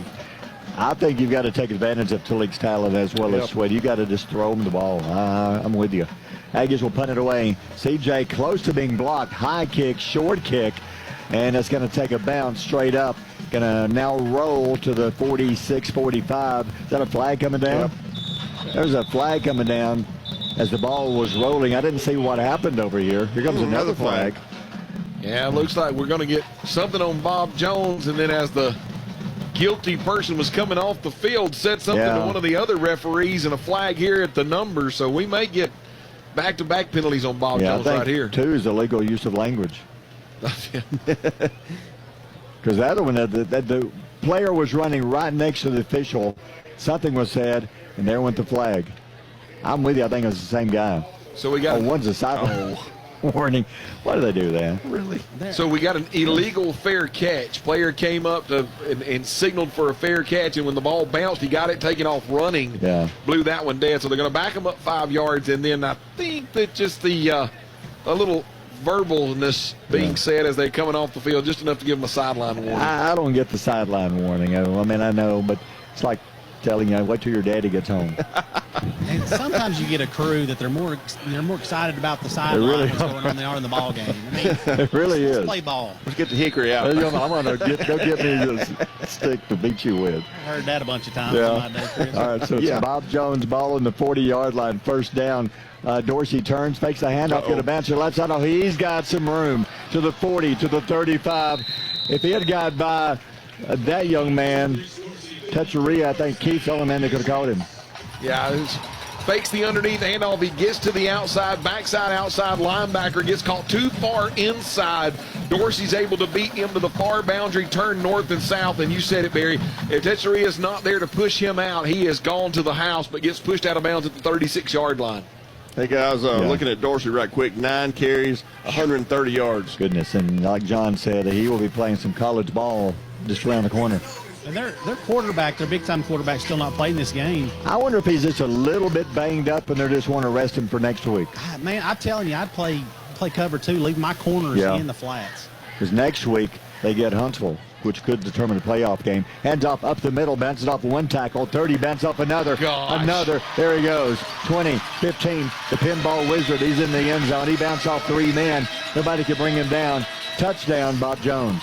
Just a hand, I mean, nothing fancy about that at all, Jink. A handoff to the running back. He gets kind of caught up in the pile and runs into 4 or 5 different Albertville players that are just kind of short-arming, not getting their helmets across, not wrapping up, just arm tackling. A powerful, powerful running back runs through all those arm tackles, and then when he pops out in the backside of all of that, he's gone. I mean, that's just poor tackling. There's no other ways to put it. I think he just quit on the play pretty much. I'm with you. And for the point after, the kick is good. We'll take a timeout brought to you by Weddings, Pageants, and Proms. 10 minutes to go in half, 21-0. Bob Jones, you're listening to Aggie Football on Power 107.5. dealership that puts the community first. Welcome to Sam Boswell Honda of Gadsden, your hometown headquarters for all things Honda. From Gadsden, Oxford, Jacksonville, Attala, Boaz, Albertville, Gunnersville, and beyond. We offer Alabama's top selection of new Hondas, plus an extensive lineup of dependable pre-owned vehicles, all at prices you'll love. Thinking about selling your car? We're ready to buy. Find us on East Megan Boulevard in Gadsden. Explore our inventory anytime at BoswellHondaGadsden.com. Sam Boswell Honda. Vehicles you can depend on, people you can trust. Another touchdown. Here's your Gilbert and Ball Ford and Albertville scoring update. Bob Jones starts at their own 40-yard line. This time, Barry only takes them 3 plays to transverse 60 yards. Christopher goes in from 31 yards out, extra point up and good. And the Patriots pulling away here early in this game away from the Aggies, 21-0. That was a straight up the middle with missed tackles. Yeah, they just quit on the play. Yeah. I mean, there's no other way to put it. Just no missed tackle. They're not tackling well. All right, 21-0 offense. We need a spark. And even special teams is working well for Bob Jones. The best we've done is, well, not even reaching the 20-yard line. Here's the kick. Cooper Scott. Here comes a return to the 10, to the 15. And they're going to drop him at the 17. That's 3 in a row. We've been stopped inside the 20-yard line. And the kicker's doing a great job putting it in at about the 4 or 5 yard line. So Cooper has to go over there and field the ball because the ball could roll out of bounds. It could just stay in bounds. The next thing you know, Cooper fields it, gets north and south, but Keith right there in front of you once again. Bob Jones comes down, breaks down, let Cooper come to them, make a tackle. I take advantage of your weapons. You've got the weapons. I see a new receiver checking in. Is that 20? Is that 25? Yeah. Brody Darnell's checked in, so he's wide left side. 3 backs in the backfield. CJ turns, hands off, up the middle. Is that Kirkland or said nope? That's G-Man. G-Man over the 20, at to the 20 rather. So a gain of 3. Yeah, look, good job there by the left side of that offensive line. Got Patterson, Ramirez, and Hampton doing a good job, able to get G-Man coming here along the near boundary, get a little bit of the Bob Jones defensive line on roller skates. Linebacker is able to rally and make the tackle, but not before Surratt is able to gain about 3 yards there. 2nd and 7. Looks like they're saying, okay, let's just try to put 3 backs in the backfield and try to run the ball right at them and see what we can do. The give up the middle. You're not doing much. Again, of a yard. It's 3rd down and 6. I'm a little confused. You've got Sweat on the sideline. You've got Talik on the sideline. You're choosing to try to run, which 1 yard, that's not getting it done. No, it's not. I'm sorry, John. No, I'm sorry. You got the 3 defensive linemen down front, 6 foot, 150 pounds, 6 foot 300, 6 foot 235, and Barry, those 3 defensive linemen for Bob Jones and Jink, I think you would agree, those 3 linemen, I mean, they are literally stalemating the offensive line, and the linebackers just shooting the holes, nowhere for them to go. 3rd down and 6 on the 20-yard line. Aggies down 21-0. 8:38 to go in the half. 3 men wide left, so Kobe checks in and a Sweat back in. CJ looks, quick pass left side, tipped in the air, let it go. Incomplete. Good job of the defensive lineman. He got a hand on it.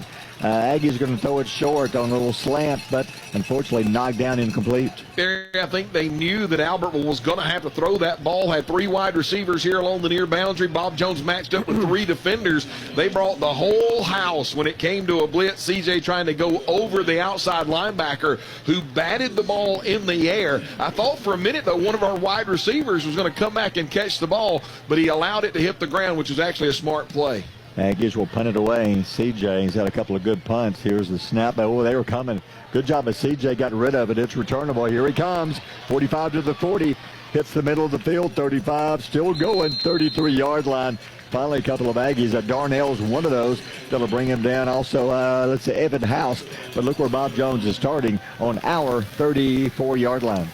I mean, when you look, Barry, on the last 2 drives, Bob Jones has started at their own 21-yard line. They were able to score. Started their own 40. They were able to score.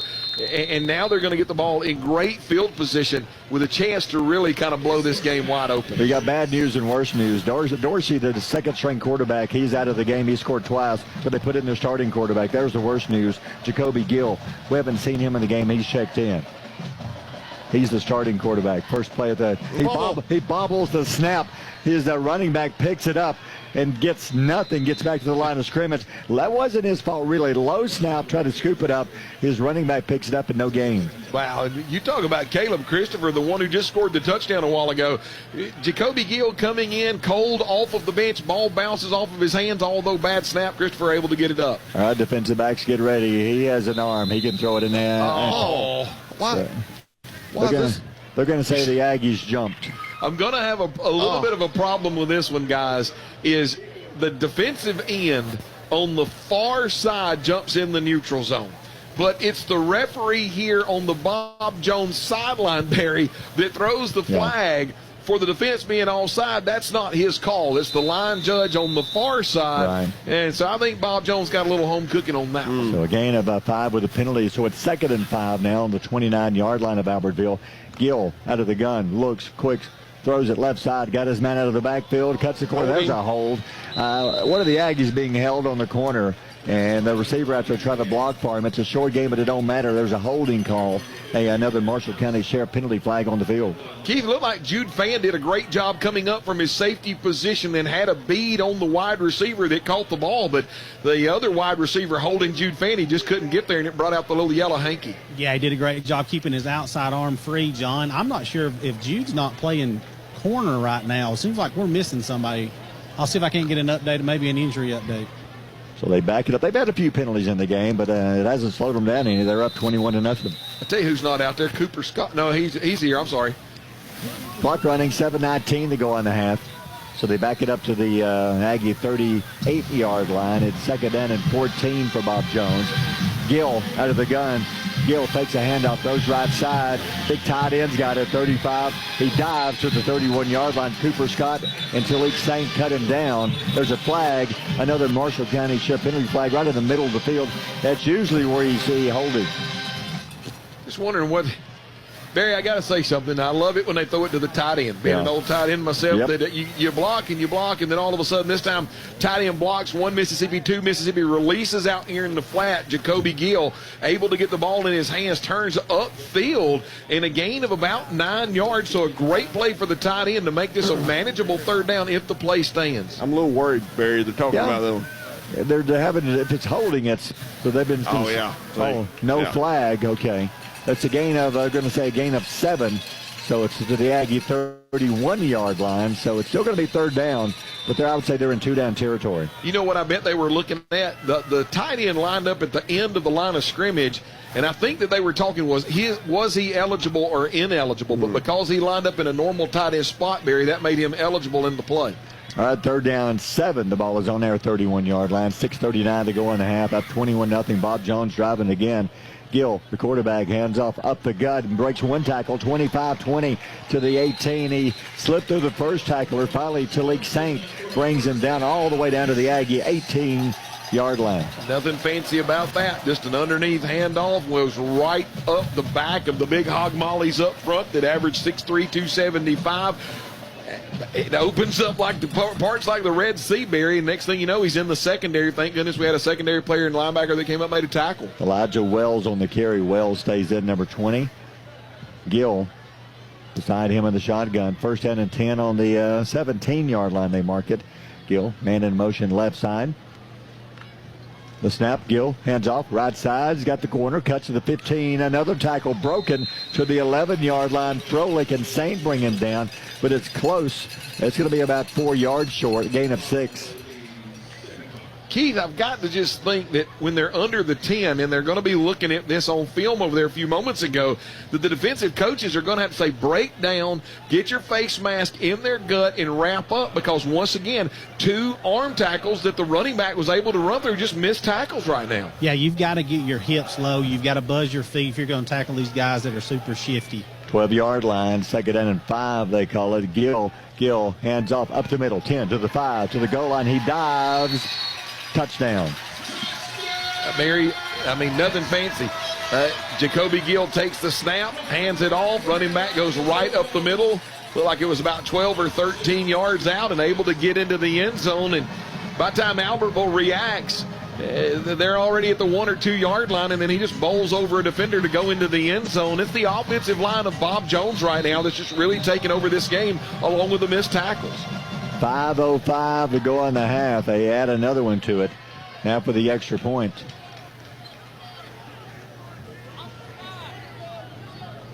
The snap, the hold, almost blocked, and I think you might have missed that one. Yep. No good, wide right. We'll take a timeout. Brought to you by Weddings, Pageants, and Proms. 5:05 to go in the half, 27-0. Bob Jones, you're listening to Aggie Football on Power 107.5. Wilson's Barbecue in Albertville. The little store with big barbecue. Invite you to come enjoy delicious barbecue before going to the big game. Check out one of their many specials like barbecue salad, barbecue sandwiches, plates, ribs, and chicken. All meat served by Wilson's Barbecue is fresh, never frozen, cooked and pulled daily. Wilson's is open Monday through Saturday, 10 a.m. to 6 p.m. You can call in your order at 256-878-5213. They did miss the point after. Here's your Gilbert Ball Ford and Albertville scoring update. Yeah, after a good punt return back to the 34-yard line, Bob Jones goes 34 yards in 5 plays with Wells doing the damage from 16 yards out. Extra point, however, no good, but Bob Jones extends their lead here on homecoming. The Patriots lead our Aggies 27-0. Field position is not helping us at all. We're starting every drive roughly inside our own 20-yard line. And then for whatever reason, we're just choosing not to throw the ball. I know thinking is that if you run the ball 3 times, at least you get to use some clock. Yeah. But you're also going to give them the ball back in very good field position. Here's the kick. Returnable, 5-yard line. Dez has it. Dez to the 10, to the 15. Hit, spins, does not get away. There's 1, 2, 3, 4 Patriots there to bring him down. Aggies will start 21-yard line. I mean, Barry, I've said it, however many kickoffs we've had, Bob Jones comes down. They break down about the 21, 22. They let the returner, should I say, come to them. They just wrap up and make a tackle. Looks like we got another yellow hanky on the ground. This one's going to be against the Aggies. Yeah, didn't see that one, but it's going to be a penalty. They're going to mark it off and take it back. Warning. Yeah, to the 15.5-yard line. Well, and Mary, you get one freebie on the sideline warning. This was Albertville's second, and it results in a 5-yard loss, puts the Aggies back at their own 15-yard line. Listen, guys, 16. We're on a route to get penalties like we did, about 5 games ago. You're right. All right, CJ out of the gun. Parker behind him. 2 Aggies wide left. Low step, picks it up, hands off to Parker. Parker struggles to get back to the line of scrimmage. That one was a failure from the get-go. It's almost bounced back to CJ. Picks it up, hands off. No gain. Keith, was that a missed snap from the center, Hampton? And the reason why none of the other offensive linemen moved. So as soon as CJ got the ball and turned around to give it to Parker, just a sea of red jerseys there to drill him. Yeah, I'm not sure if he heard a clap from the other side or something from the stands, but he snapped the ball away before CJ was ready. I'm just glad Colin's okay, man. Yeah. He got tackled, kind of folded his legs up like a lawn chair. It was ugly. He's a flexible young man. 4:19 to go in the half. Second and 10, Albertville from the 16-yard line. CJ hands off up the middle. G-man, boy, they're really trying to strip that ball out of his hands. He's able to hold on to it. Decent run, but man, they're getting 10, 11, 12 yards a pop, and we're getting about 3. He has a hand. Good read by CJ. You've been able to run the football successfully. Fakes the underneath handoff. Gets his wide receiver. That's number 2, Rise Dorsey. He gets inside coverage on the corner. Keith, that's right there in front of you. And that is pitch and catch between a collegiate quarterback and a collegiate wide receiver and an Albertville Aggie that's about 4 yards behind the receiver when he catches it in the end zone. Guys, that was a flick of a wrist, and he's able to throw it 45. How far was that, 50? At least. I had 41.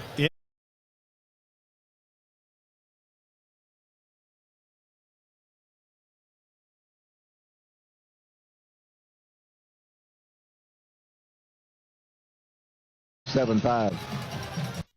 Bright stadium lights, a pool of cool water to dive into, a warm gymnasium. Since 1943, the Municipal Utilities Board of Albertville has been behind these moments, lighting the way for a brighter future for Albertville. As proud supporters of our community and Albertville City Schools, every game, every practice, and every moment you cherish is powered by a team you can trust. From clean water and wastewater management to electricity, MUB delivers reliable service at a reasonable cost. You can trust MUB to keep your lights on and the community strong, now and for generations to come. Gilbert and Ball Ford and Albertville scoring update. Barry, it doesn't take long for this one. After a fair catch on the CJ punt, Bob Jones starts at the 39-yard line. One play, 39 yards. Jacoby Gill to Dorsey, the extra point up and good. And right now, the fans in front of us enjoying a happy homecoming. Bob Jones leading your Aggies 34-0. Wow, that was a beautiful pass and catch. That's just like you. I've done it maybe once or twice this year. That looked good. Here's the kick. Cooper Scott, 20, 25-yard line, 26-yard line. Hey, guys, y'all give me a clarification. What's the rules on a noisemaker down here? Because right here in front of the student section, somebody's got horns, and 2 times on the last drive, they're blowing horns, and we're all kind of discombobulated. I really don't know. Honestly, I just talked to somebody. I think the horn is actually against the rules. If I remember right, 2 years ago when we were here, they had to remove some of them students from down there because it was the same kind of thing happening. I think you're right. Yeah. I guess that's up to the referee's discretion if he wants to hear it or not. Well, you watch right here at the snap. They'll blow the horn at the snap. All right, Aggie ball, 26-yard line. CJ drops, has time. Now pressure, throws it deep down the middle. Talik is there, falling backwards, almost made a great. There's a flag. This may be pass interference. Talik almost made a catch on his back. Maybe the breath knocked out of him. I hope that's all because he hit the ground hard as he was falling backwards. Yeah, I think you're going to get a pass interference or maybe a defensive holding, but Talik trying to turn around and locate the ball. Bob Jones player pawing at him before the ball got there. And, yeah, they're going to give him a 15-yard pass interference, Barry. Well, that time CJ had a little bit of time, but again, they threw it on first down, Chris. That's right, yeah. I don't think you have to throw it deep every time, but I think I would throw it. Just throw it. Exactly. Because we saw the little slant to Talik early on with CJ, and one hopped it to him, but he was open. I'd go back to that.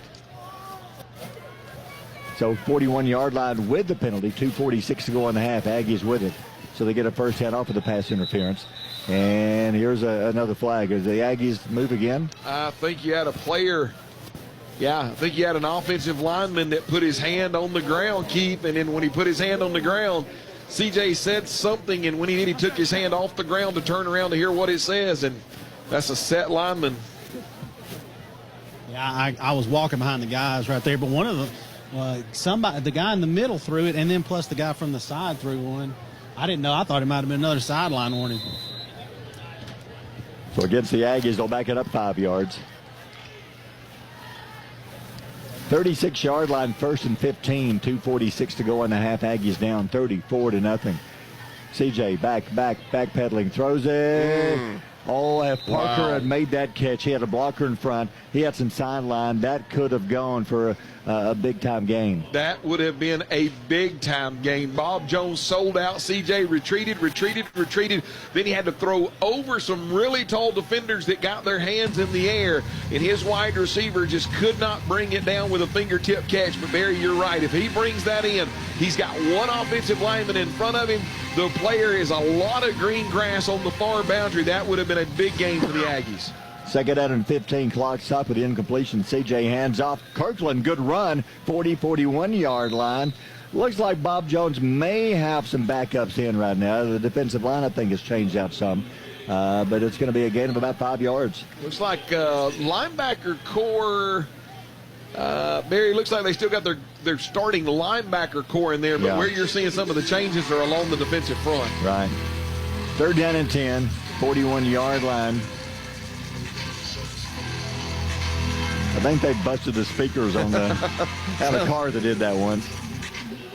3rd down, CJ rolls left side, looks. There is nobody open. He threw it into triple coverage for Sweat. I feel bad for CJ on that one. There was nobody even close to being open, John. Flood route here along the near side. He had people at 3 different levels trying to get to Brant Sweat, which was right about even with the first down. And when he threw it in there, he had to kind of lob it, Keith, over that initial defender to try to get it in. It gave a chance for the defensive back to rally, and he's probably lucky that that one didn't get intercepted. Yeah, I tell you, he's not having a whole lot of time out there, guys. No. He's a battler, and he's a tough young man, but he's under duress big time. What's his numbers, Chris? He's a tough night. He's 0 for 5. And it's not on him. I mean, he's having no time to throw it. Here's a kick. He's going to bounce, takes a good bounce all the way inside the 15, going to roll to the 12-yard line. Yeah, on that drive, at least we put the ball in the air, but unfortunately, Bob Jones, they were back and just waiting on the pass, and we had nobody open. I think you got to throw it short. The plays they're running, they're going 15, 20 yards downfield. It's a great punt by CJ. I don't want anything to get lost on that. He was able to kind of feel the coverage, punt it out of there, ball bounced, took a really good roll, and Bob Jones with their worst starting field position of the game, Barry, as they'll start this drive at their own 12-yard line. So let's see if they're happy. I would see them putting in the air with a quarterback like Gill. Man, they're going to go back to Dorsey. Dorsey, who is actually the backup quarterback, and the receiver. Dorsey already has 3 touchdowns in the game. The last one is on a beautiful pass from Gill. Dorsey's going to keep himself up the middle, 15. He almost broke it free.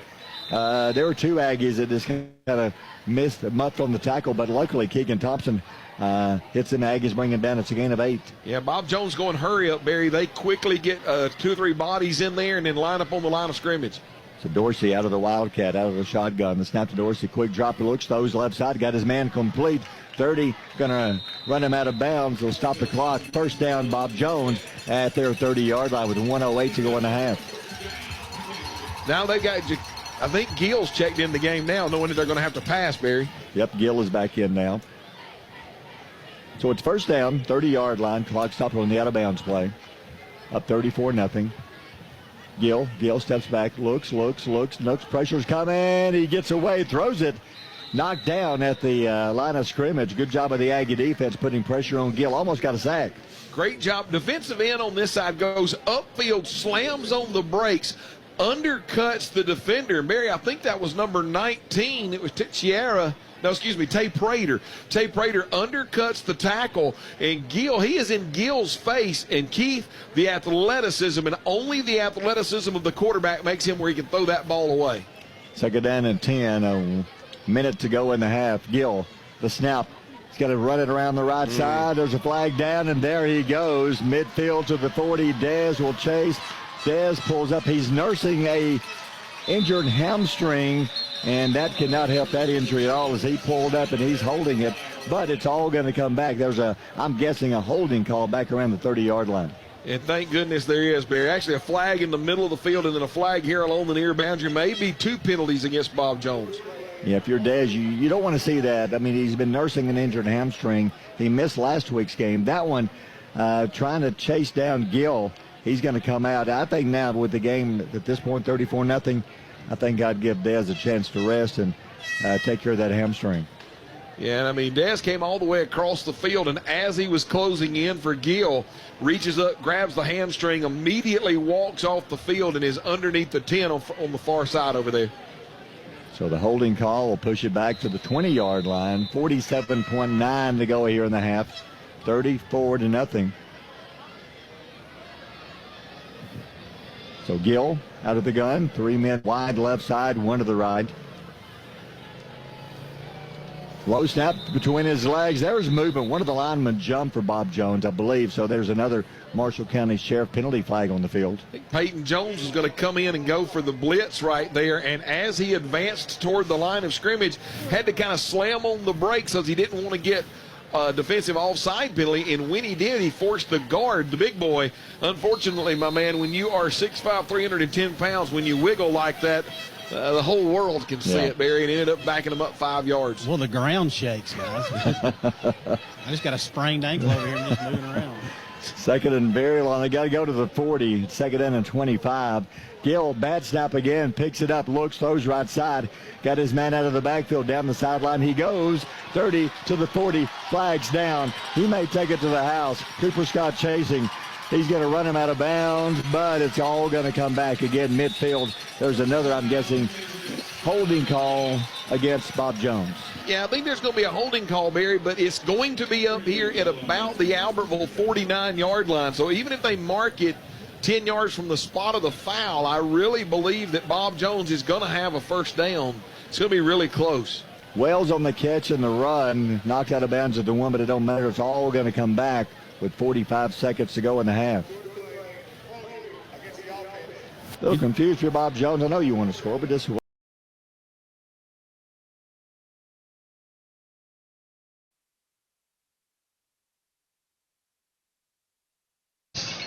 I mean, I don't know what you're trying to accomplish. You got a 34-point lead. It's in control. Did we make somebody mad last year? I don't know. I think Kelvis White, guys, and I do like Coach White. I think that he's lost 4 games in a row. He wants to get his team back on track because he knows he's got to win this game, and he's got a tough game against Huntsville next week. All right, first down and 10. Quarterback keeper, there he goes. Gill got a block, 40, 35, 30, 25, 20. They're chasing him, and they'll not catch him. Touchdown, a 49-yard touchdown run by Gill with 20 seconds to go in the half. Fakes the underneath handoff, gets a great blocks from his offensive lineman up front, and when he explodes through that offensive and defensive line area and pops out where the linebacker core is, there's nobody between him and the end zone, runs down the numbers along the far boundary. Albertville token chance to slap the football at the 1-yard line, can't get it loose, and the Bob Jones Patriots score again. After the point after the snap and a whistle. Movement on the Patriots.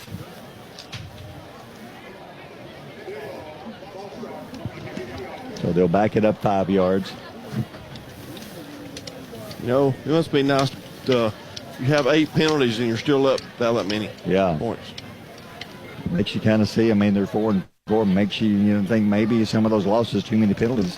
Yep. You know, they've been banged up and hurt, and they're healthy right now, and they're showing it. So they'll back it up 5, and now they'll try the point after. 20 seconds to go in the half.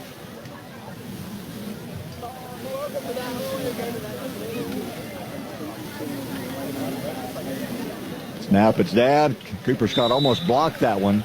It is good. We'll take a timeout. 41-0. 20 seconds before the half. We'll take a timeout. You're listening to Aggie Football on Power 107.5. It's football time in Alabama. The players are hitting the field, the cheerleaders are firing up the crowd, the drum major is striking up the band, and we all stand for the national anthem. This is Congressman Robert Adderholt. While you cheer your favorite team this season, I'll be on President Trump's team shaking things up in Washington. When we stand on conservative principles, it's a win for everyone. I'm Robert Adderholt, and I approve this message. Paid for by Adderholt for Congress. Here's your Gilbert of All Ford and Albertville scoring update. Man, the Aggies had the Patriots in the shadow of their own goalpost, starting that last drive at their own 12-yard line. Bob Jones didn't care, Barry. 6 plays, 88 yards. Gill goes in from 49 yards out. Extra point up and good. Bob Jones is laying waste to the Aggies right now, 41-0, and we still haven't got to halftime. Now, I'm surprised we haven't seen this since last year. Yeah. We're on the verge of having a running clock in the second half. Yep. So Bob Jones will kick. Aggies, 1, 2 first downs maybe? Maybe. I think there's 2 first downs. Yeah. There's no threat at all in this half of scoring. Here's the kick. Returnable. That's Kirkland. Kirkland 10, 15. Lowers his head, runs over a man. Good hard running to about the 23-yard line. I'm guessing take a snap and let's go to the locker room with 13.8 to go. And talk about something. I don't know. I mean, you've got to somehow put this nightmare out of your mind if at all possible and somehow come out and find something positive to build on for next week's game. You're going to be on the same field here next week against a different team at James Clemens. And it just seems like the doldrums of last week against Huntsville have shown up again, unfortunately rearing their head for a second week in a row. But Aggies got to do something to get positive yardage. CJ hands off. Parker got a little hole. We got to stop him around the 28-yard line. It's a gain of about 5. That should end the first half. We'll come back with stats and the Albertville Band coming up next. Let's take a timeout. Finally, the half is over. This timeout brought to you by Weddings, Pageants, and Proms. Halftime, Bob Jones in control, 41-0. You're listening to Aggie Football on Power 107.5. Hi, I'm Jason Simpson with Randy Jones & Associates, your local trusted choice insurance agency and proud supporter of the Aggies. We don't just work here, we live here. We know Albertville, and for over 40 years, we've been helping our neighbors protect what matters most. From your home and car to your business and future, we've got you covered with smart, affordable insurance tailored just for you. Come see us on Highway 431 in Albertville or give us a call at 256-878-3271 for your free, no-obligation quote. And you know what we say, go Aggies! Albertville Discount Pharmacy has been providing prescription and healthcare needs to the Sand Mountain area for over 30 years. With 3 pharmacists, Amy Honey, Brett Hogan, and Eddie Campbell, you will feel the confidence their staff provides. They want to be your pharmacy. Phone 256-878-1515 or come by Albertville Discount Pharmacy, your hometown pharmacy at 422 North Broad Street in Albertville. The Furniture Shop Lazy Boy Comfort Studio in Albertville and Henniger is offering you low prices on all Lazy Boy furniture. Their showroom is filled with spectacular selection of recliners, sofas, entire room groups, and much more. Lazy Boy is designed to fill your home with quality crafted furniture with exclusive features for feel-good comfort that's built to last. Come on in now and save at the Furniture Shop Lazy Boy Comfort Studio on Highway 431 in Albertville and Highway 75 in Henniger. Welcome back. Not a good first half. Always some good music to make things feel better. So let's enjoy the Albertville High School Aggie Band at halftime. Aggies losing 41-0. Here comes the Albertville Band. And the percussion instructor is Brian Crawford. Tonight we are proud to present our 2025 show titled Fuego. We begin with Set Fire to the Rain by Adele and continue the opener with Burning by Jelly Roll. The show continues with our percussion feature Fuego by Pitbull, followed by Ashes by Celine Dion. We will conclude tonight's performance with The Phoenix by Fall Out Boy.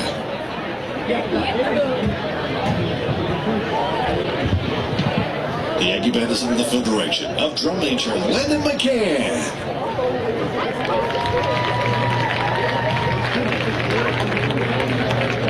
Ladies and gentlemen, we proudly present the award-winning Albertville High School Aggie Band.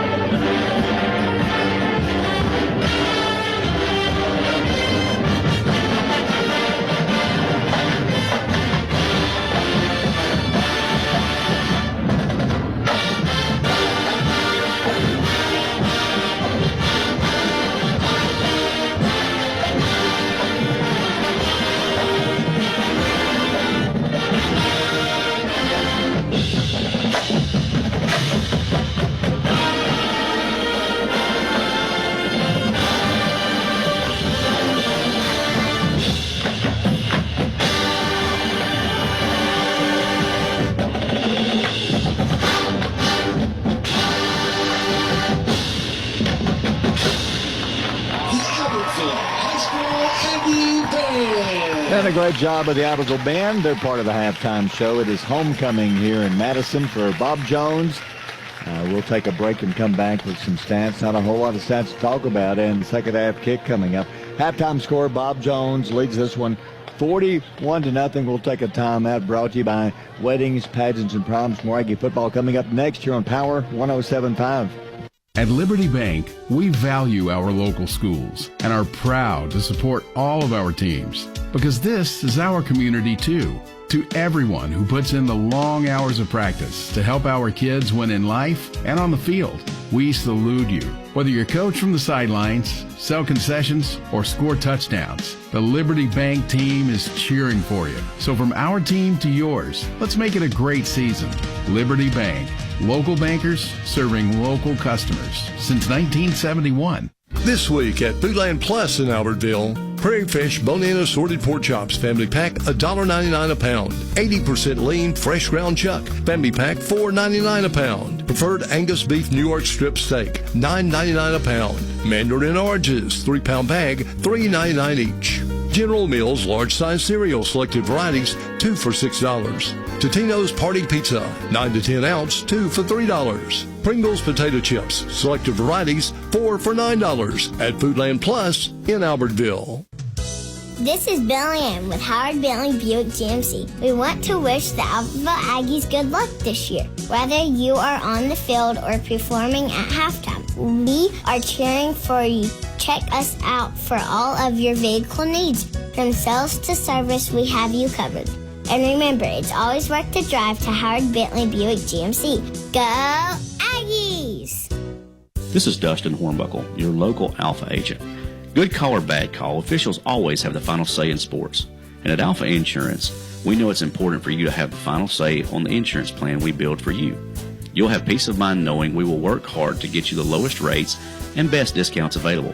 Alpha Insurance, it's always a good call to call the Hornbuckle Agency at 256-744-7233 or stop by our office at 10675 U.S. Highway 431. It's the Power 107.5 Verse of the Day, made possible by Wilmar Fitness.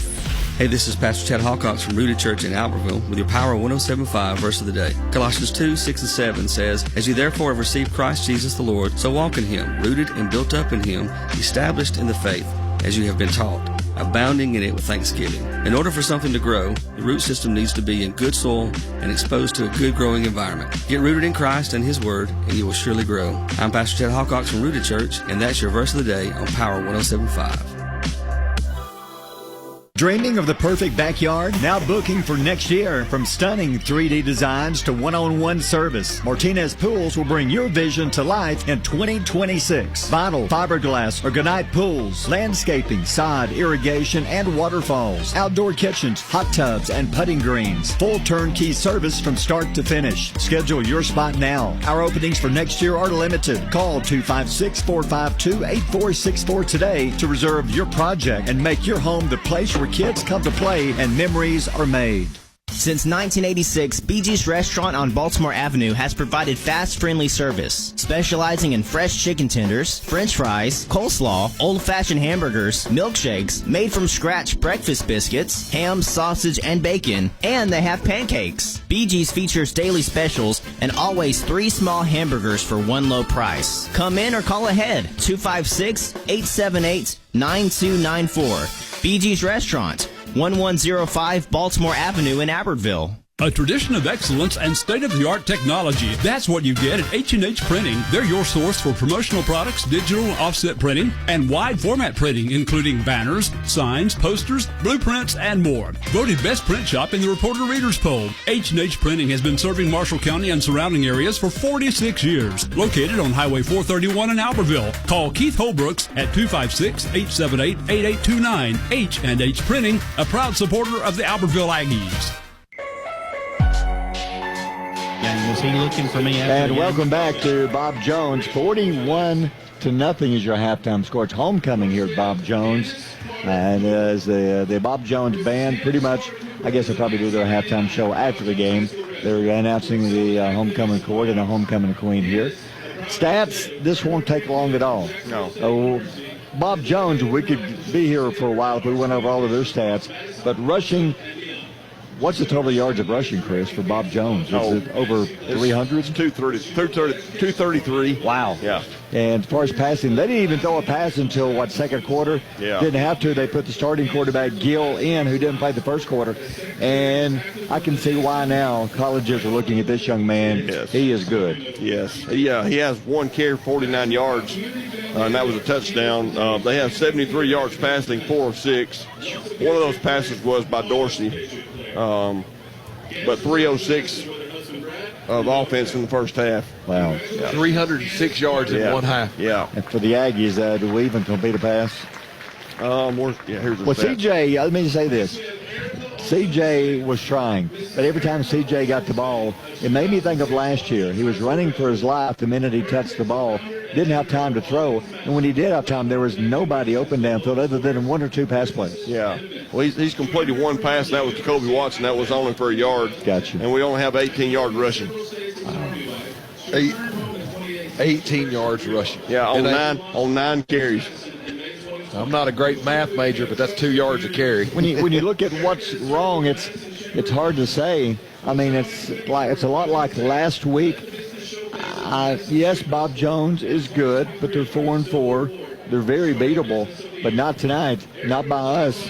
It's like we cannot get anything right, nothing going at all. Well, and it's just one of those things now where you got to go into the halftime locker room and you got to flush it, right? Yeah. I mean, you hate to say it, Barry. You got to flush it. It is definitely a half of football that you don't even want to think about. You just say, guys, go out there. Yeah. And Coach Weingarten had his coaches together. They're outside the field house. I'm sure that's exactly what he was telling them. Like, guys, go in there to your position groups and say, it's 41-0. We're going to coach our guys to do the right thing, to execute the right way, come out here in the second half, and let's try to get better as a football team. Because right now, I think you've got a choice as a football team. We're either going to get better or it's going to be status quo like how we finished off the last couple of years. And Coach Weingarten does not want that. There is a standard that he is holding this team to. There is a standard that he is holding these players to, and he expects them to rise to his standard. He expects them to rise to a standard where they are building an Aggie program, and I think he's doing a great job both on the field and off the field. And you can't just let the team lie down, right? I mean, you got to come out here in the second half, and you've got to compete, and you've got to execute no matter what the score is. You've got to get something positive coming out of this second half, Barry, because the road doesn't get any easier next week. We come back to this same place against James Clemens. Yep, James Clemens, also good teams. You got Gunnersville the last week. Gunnersville is putting it on Boaz right now. Yeah, that was up 24-7. So you've got keep the ball on the sideline. What do you think? Well, you've got to come out right here at the halftime, and you got to play with pride. You got to represent your city and play like an Aggie, and you've got to pretend like it's 0-0. I mean, that's the best thing we can do right now, and just come out here, try to win the second half, and try to correct some of this stuff. I mean, offensively, Chris has talked about it stats-wise. We can't do anything. Defensively, they're moving through our defense like Anna Weather-Smith moves through listings back in Albertville. Yeah. And I'll tell you why. I kind of got my bearings right there at the end of the first half. Draven Hendricks is not playing tonight. He's at home. He has an injury that he's having to deal with. So we've got guys moved all over the place on the defense. We're talking about Keegan Thompson playing a little linebacker, and I think that's something they're doing with that stacked defense. But you also got Jude Fann's playing corner. He's not had to play corner all year, so he's playing corner. He's also having to cover number 2, who's covering the bolt of lightning.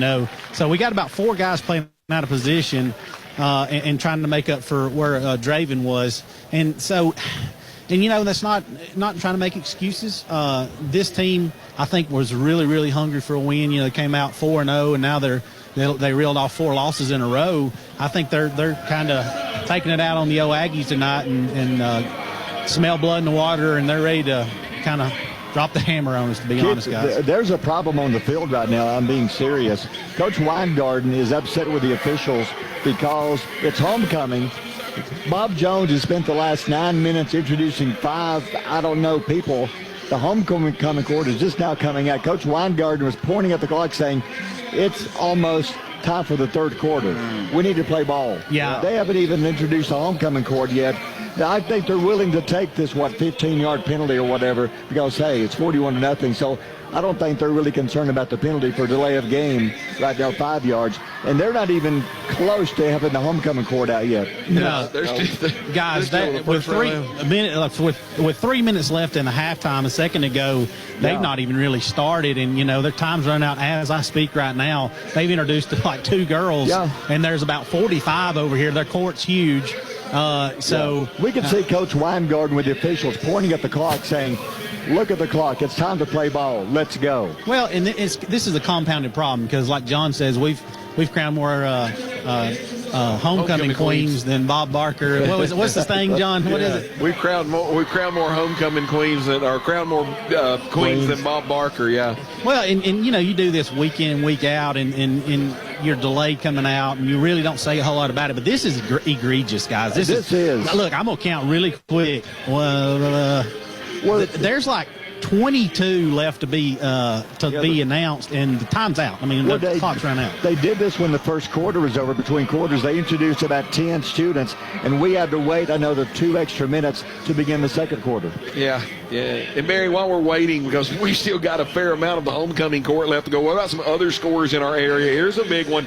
Douglas and Brewer, right? Because Douglas needs this win. 35-14, Douglas leads Brewer at the half.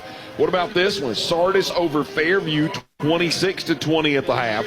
Scottsboro and Arab, pretty good tussle going on in this one. This one's in the third quarter. Scottsboro, you remember, upset Guntersville not too long ago. Wonder if they got a little hangover on this one, as they're only up on the Arabian Nights right now, 14-7. If you want to talk about teams in our region, the Huntsville team that we played last week, Florence and Huntsville locked up at 14 apiece at the half right now.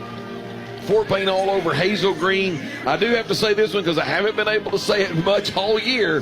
My Etowah Blue Devils have the lead at half, guys. It's 21-13. I'm not banking on it to be the same when the game's over, but I at least want to say we've had a lead. And there was one more. James Clemens in Austin. The James Clemens team that we will play next week, they're locked up 10-10 in the third quarter with Austin right now. So a lot of games. And Barry, the James Clemens Austin game, both teams have got a really good chance of getting in the playoffs. That could affect some seeding on down the point. Bob Jones trying to get into the playoffs. Huntsville with an opportunity to get into the playoffs. And we said a few moments ago that they were tied with Florence. Florence already in the playoffs. So still a lot of football left to be played in our 7A region. Moreover, more kind of a seeding, I guess, more than anything. Well, this is ridiculous. This is a show of disrespect. It is, really. The clock has run out. Half should be started now, and they're still not even halfway through announcing the homecoming court. And the Aggies are ready to play. Bob Jones they're still in the end zone watching the homecoming court, and they're not even close to being through with the homecoming. And Barry, check this out. They put 3 minutes on the clock. Yeah, like that's going to do it. No. So what's going to, and notice they're not running the clock now. Yeah. So as soon as all of this is over with, guess what they're going to do? They're going to give Bob Jones 3 minutes to warm up. While we're down here warming up right now, they're going to give Bob Jones 3 minutes to warm up. Now, it should be a delay of game penalty whenever the half starts. But Bob Jones doesn't care. I mean, they got a 41-point lead. So Keith's talking to one of the officials. Let's see if he can. There's got to be something you can do, but there's not. Because you're at Bob Jones, it's homecoming. They know they're going to get a penalty, but they're okay with it because they got a 41-point lead. They say, yeah, bring on the penalty. That's okay. Other two teams in our region, I just saw this score. Sparkman leads Grissom, guys, 28-7. And when you look up and down at the region right now, Sparkman may have a chance here toward the end if they get a couple of upsets to end up being the number one team in the region. All right, we'll take another timeout. We're still a long way away from the half being over. This is ridiculous. Aggies are losing 41-0. You're listening to Aggie Football on Power 107.5.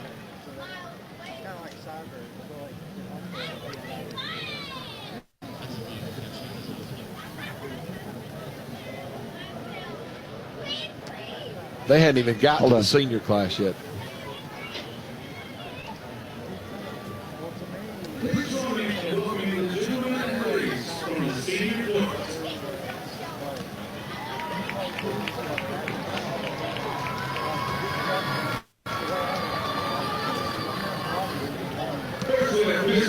Hello, my friends. Terry Mason here for Albertville Discount Tire. Highway 75 in Albertville. You know, next to the railroad track. Albertville Discount Tires, where we sell quality tires at a low wholesale price. Minor repairs, front-end alignments, lift kits for your trucks. We got it all at Albertville Discount Tire here in downtown Albertville. Look, here at Albertville Discount Tire, Daniel knows we can't get everyone's business, but he sure does want yours. Albertville Discount Tire. 256-891-6000. Marshall County Gas District reminds you to call before you dig.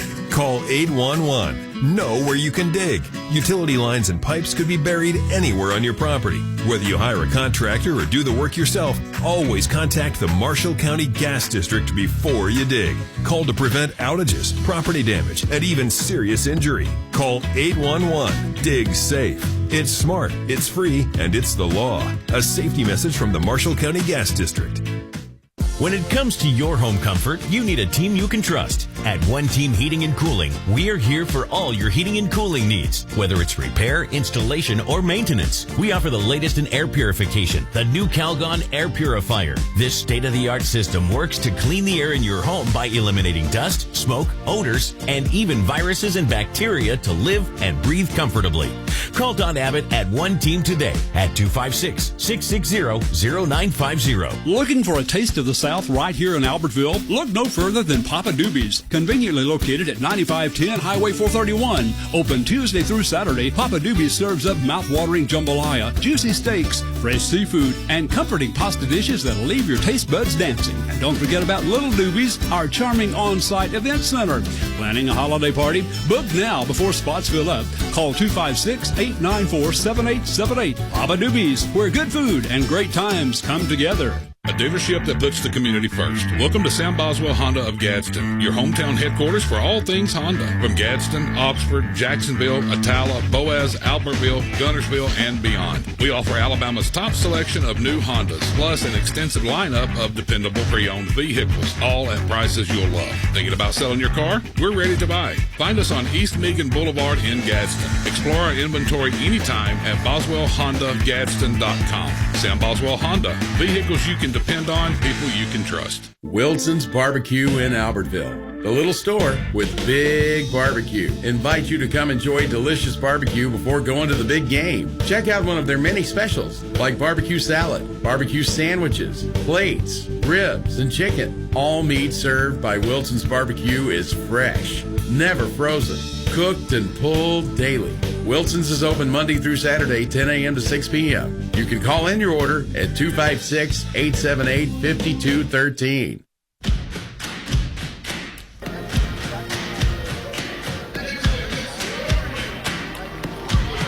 Welcome back to Bob Jones, and we're still nowhere near being through with the halftime. I've never seen anything like this.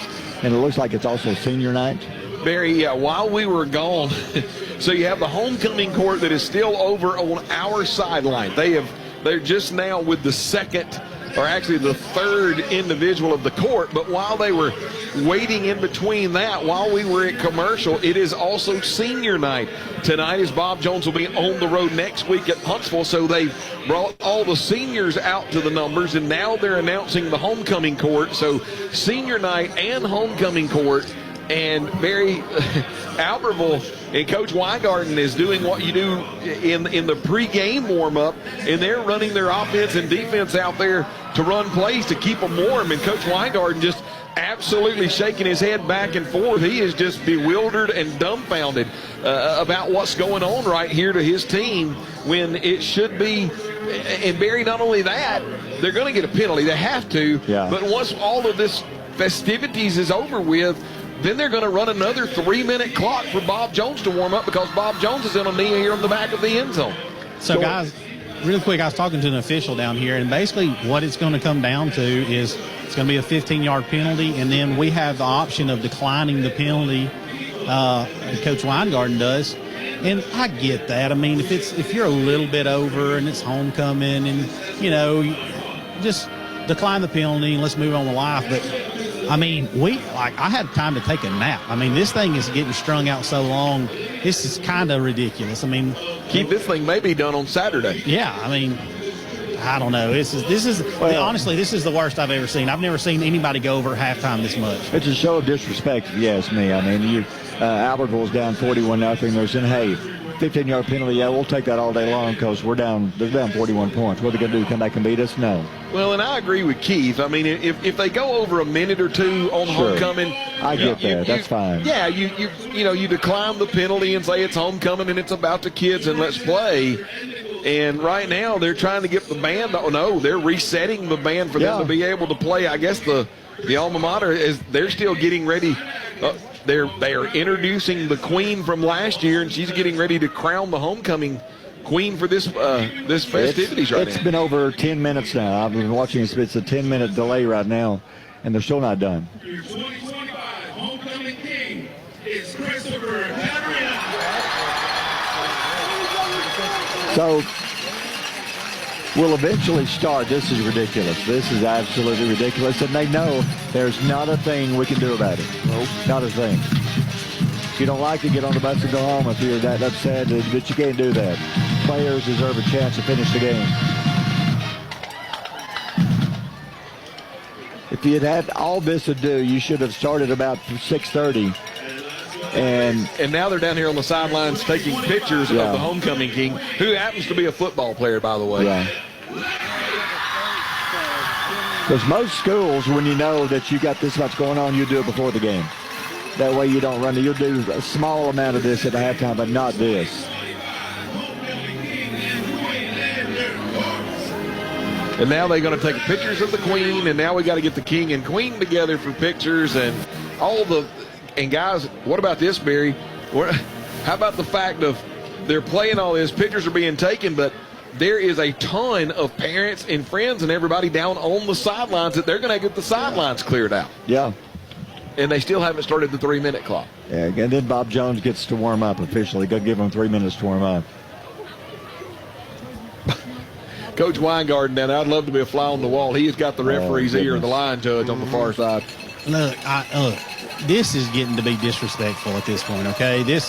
Whoever planned this, this is somebody needs to be accosted after this. I mean, this can't happen. This was planned, and they knew that, okay, we should win the game. There's nothing they can do about it at halftime other than give us a penalty.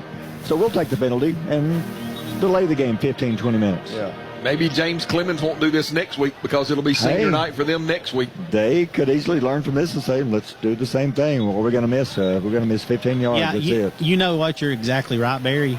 I mean, if they said, you know what, the heck with it, we don't care about the football game, we're probably going to be up.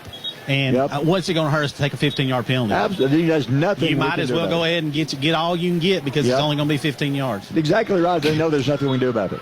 Coach Weingarten pacing in between the 40 and the 50-yard lines on the far boundary, hands on his hips. He reminds me of the posture my dad used to take when I had chores to do and he got home from work and the chores weren't done. And, Keith, I think you understand that. What I'm trying to say is that is not a proud, happy daddy across the way right now. No, he's not. And I tell you what, I'm terrified to interview him at the game, guys. I'm just going to be honest with you. If I'm a player, now's the time to come out and play some Aggie football. Yeah. Because everything you do now is going to be analyzed, and it should be. Because we can do better than this. I know we can. We've had the first half of the season, we were getting better and better and better each game. It's like after the 1 week, the fall break, we had the week off. Something changed. Last week, Huntsville just took it to us. They're still taking picks down here like there's not another half of football to play. Well, and look, we've got moms and dads and friends and people hugging one another in suits and dresses, and they've yet to clear the sidelines. Football players still got the king crown on, hugging all of his friends, and his team's there on the sideline.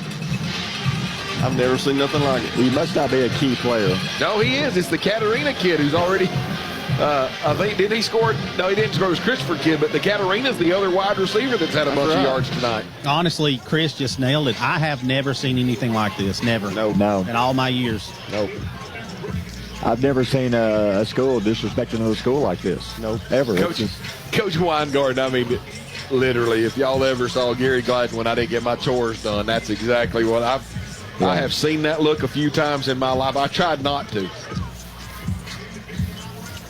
And the clock is just now finally running, giving Bob Jones a chance to warm up. I mean, what time did halftime start? Did y'all even look at the clock? 8:05. Is that right? And so it's been 45 minutes halftime? Yep.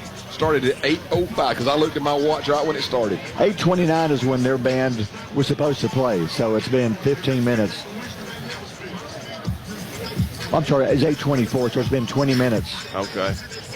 They doubled the amount of time they were allowed for a halftime show. Yeah. And I guess Coach Weingarten's not going to take the penalty. I guess he's just going to opt to decline the penalty because as of right now, they're going to kick the ball at the 40-yard line. Keith, are we going to take the penalty? Have you heard anything down there on the sideline? I would say we're going to take the penalty. But, guys, I thought it was a 15-yard penalty. I think it's only a 5-yard penalty. It's a delay of game, but it's a delay of game. That's why. That is.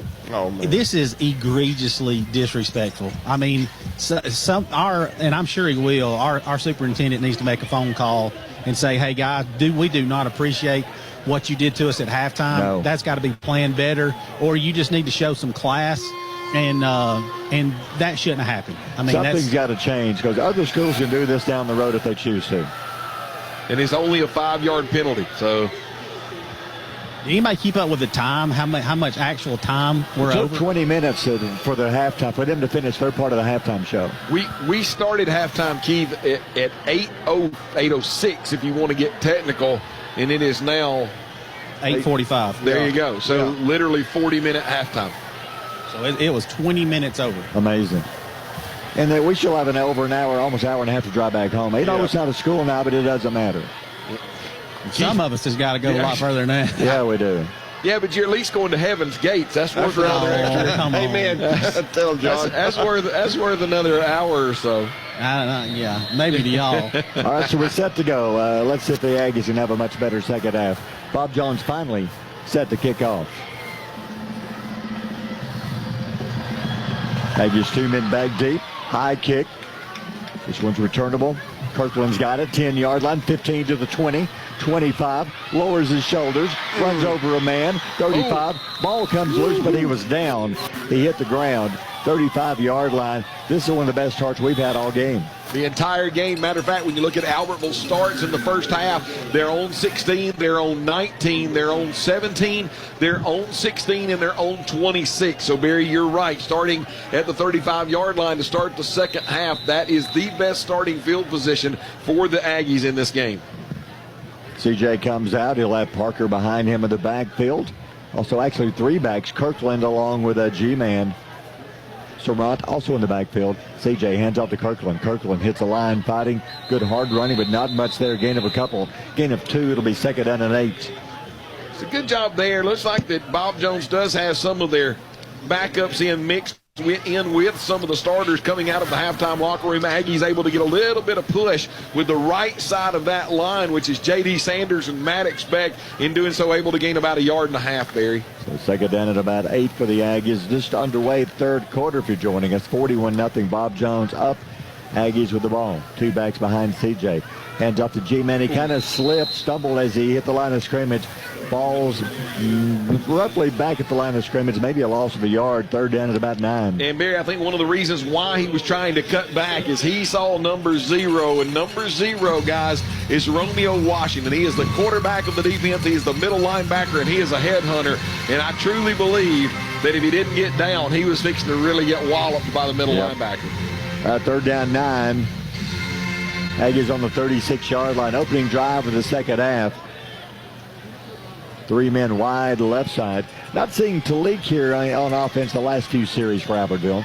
CJ drops back. Pressure's coming. Sets up. He's got room. 40, 45, midfield to the 40, 35, 30. He'll be caught from behind. Knocked out of bounds inside the 20, and there are no flags down. Well, that was a great job by CJ. Dropped back in the pocket. They brought the blitz. CJ able to step up, and once again, the right side of that offensive line, Sanders and Beck able to get a hold. CJ finds a seam, gets outside the numbers, goes down the far boundary, and probably, no doubt in my mind, G, the largest offensive gain for the Aggies tonight. Oh, yeah. 56 yards right there on that play. Good job by CJ. So first down at the 19-yard line. CJ hands off to Parker, tries to bounce it right side. They got him. back at the 21, a loss of 2. It'll be second down and 12. And Keith, right there, once again, it looks like something where the Aggies, their band aggravates the other team's offense. Bob Jones band playing loud right there. It looked like the snap, once again, a little bit early to CJ's liking. Second down and 12, clock running, 9 minutes to go in the third. Aggies, there's a flag down. So illegal shift, another Marshall County Sheriff penalty flag on the field. It looked like was it Kellen Hampton, the center, that checked out, which puts a new center in the ballgame, Barry? So second down now at about 15. The give. Parker stops, cuts, gets a line, fights to the 19-yard line. Back to the original line. He gets the penalty yardage back. It'll be third down and 10. We had a couple of errant snaps there coming on the last 2 plays. I'm wondering if they just kind of pulled Kellen out right now to maybe talk to him on the sideline. I see Coach Nelson on the far side getting in his ear a little bit. Not bad. Just kind of talking to him. New center in the game. I was trying to see who that was that checked in at center, by the way. All right, so the Aggies have it. It's number 56, guys. All right, 19-yard line. CJ drops back, looks. Oh, in the end zone, had a man underthrew him. Darnell was there. Was it picked off? Caught it. No. He had him in the end zone. They're going to say yes. Intercepted into the end zone. Underthrew him. Darnell was open, but he underthrew him. But Keith, once again, it looked like the center kind of double clutched on the snap. When he did, the nose tackle hit him, made the ball roll back to CJ. CJ, they got the timing off. They had Brody Darnell, should I say, coming down the seam for the touchdown. But because the timing got thrown off, the secondary able to recover and make that interception. Guys, y'all make a note. 25 is Eli Smart. It's Eli Smart. That backup center, 56, Will Robinson. I think that's the first time he's took snaps this year. And I just think Coach is a little frustrated right now with our other center. So Eli Smart, number 25, will make the change on that. So they're going to say he intercepted the ball at the 1-yard line. So instead of into the end zone, they'll turn, handoff up the middle, third-string quarterback in. They made a few changes, looks like, and he's going to power his way up to about the 5-yard line, a gain of 4. Still got some of the starting offensive linemen in, especially since they're starting this drive at their own 1-yard line in the shadow of their own goalpost. Trying to get a little bit of breathing room, just goes off the left side of that offensive line behind that mass of humanity for a gain of about 4. Second down and 6. Quarterback in his end zone, takes a snap, hands off up the middle. Not much there, fighting to the 7-yard line, maybe the 8. They'll be third down and short. Once again, just really happy to go behind the left side of that offensive line. 6'3", 230, 6'5", 310, 6 foot 275. And Barry, when you get those big guys rolling, they're just pushing our guys back, getting 4 or 5 yards at a time. Third down and short, third down and 2, just past the 10-yard line. 6:09 to go in the quarter. The new quarterback in, can't see the number from here. Low snap between his legs, in the end zone, picks it up. He's going to throw it right side, overthrows his man, incomplete. It'll be fourth down. Well, that was just where Albertville's had a trouble with the snap. That snap came in low as well. Got him the quarterback speed. He kind of literally kicked it into the end zone, picked it up, turned, just trying to get rid of it. Had a wide receiver over here along the near boundary, but airmailed that over his head. And so the Aggie defense, even though they threw an interception into the end zone that got back out to the 1, defense able to hold, serve, and keep Bob Jones pinned into their end of the field. So they'll punt the ball away. Punter standing about 5 yards deep in the end zone. 4th and 2, 5:23. Running clock. I guess you do have the running clock here in the third quarter. The clock continues to run. High snap, pulls it down. High kick. Good kick. It's going to take a Bob Jones bounce. Cooper Scott's got it. He's going to return it. He's got a little room. 45-yard line down the sideline. 40, 35. Good run by Cooper. Almost a horse collar there at the end. But it's going to be first down Aggies inside Bob Jones, inside the 35-yard line. Ball bounced at about the 46-yard line. Cooper caught it on the bounce, came here along the near side, able to get through some arm tackles. A couple of Bob Jones defenders ran into one another and is able to get up the sidelines a little bit. Best field position right now for the Aggies as they start at the Bob Jones 32-yard line. Clock running, 4:39, a running clock here in the second half. It's 41-0 Bob Jones. So 32-yard line is where we'll start with this drive. First down. Aggies finally break huddle off the sideline and come over. Play clock's down to 10. Just trying to get something positive going here in the game. Down 41-zip. CJ 2 backs behind him. CJ option, pitch back left side. Parker stops, got him. They're going to drop him right around the line of scrimmage. Still not seeing Talik saying maybe they're just using him on defense only. Maybe so. I don't see anybody under the tent across the way, so that would kind of maybe limit the fact that we had an injury. That time, speed option coming here along the near side. CJ he understands what he's trying to do, makes the read, makes the pitch, and when he does, though, Washington comes up from his middle linebacker position to make the tackle. End of a yard, hands up to Parker. Parker, 30-yard line. Weaving, finding his way, 27-26. Good run. That's a gain of about 5. It'll be third down and doable. Third down at about 4, maybe 5 yards. I just keep going back to the Wellberry right now, the offensive line. There's some new defensive linemen in the game for Bob Jones. Looks maybe like the second string mixed in with some JV players. Just continue to do what you're doing. The offensive line able to get some movement here in the third quarter. Kirkland checks in. Parker checks out. Swept wide right side. Third down at 5, Albertville. CJ pulls away from the center, lost the ball.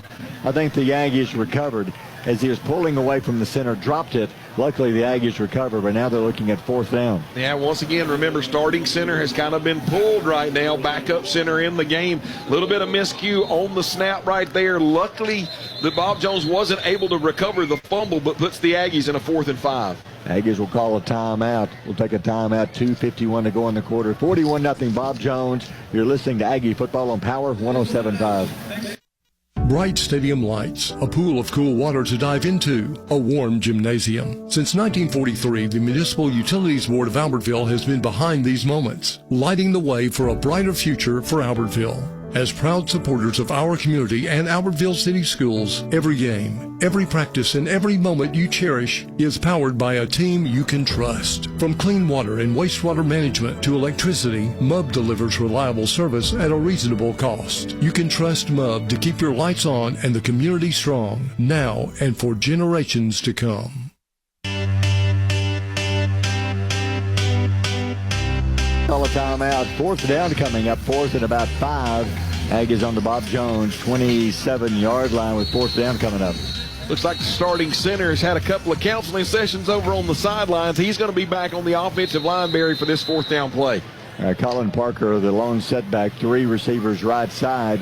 CJ rolls right side. Pressure's coming. Gets rid of it as a receiver. Overthrows everybody. Again, having to run for his life. Kobe Watson was open, but he overthrows him incomplete. Well, Mary, they rolled the pocket to the right side, which is the wide side of the field. Kobe Watson running a kind of a deep out to get beyond the line or get beyond the first down marker.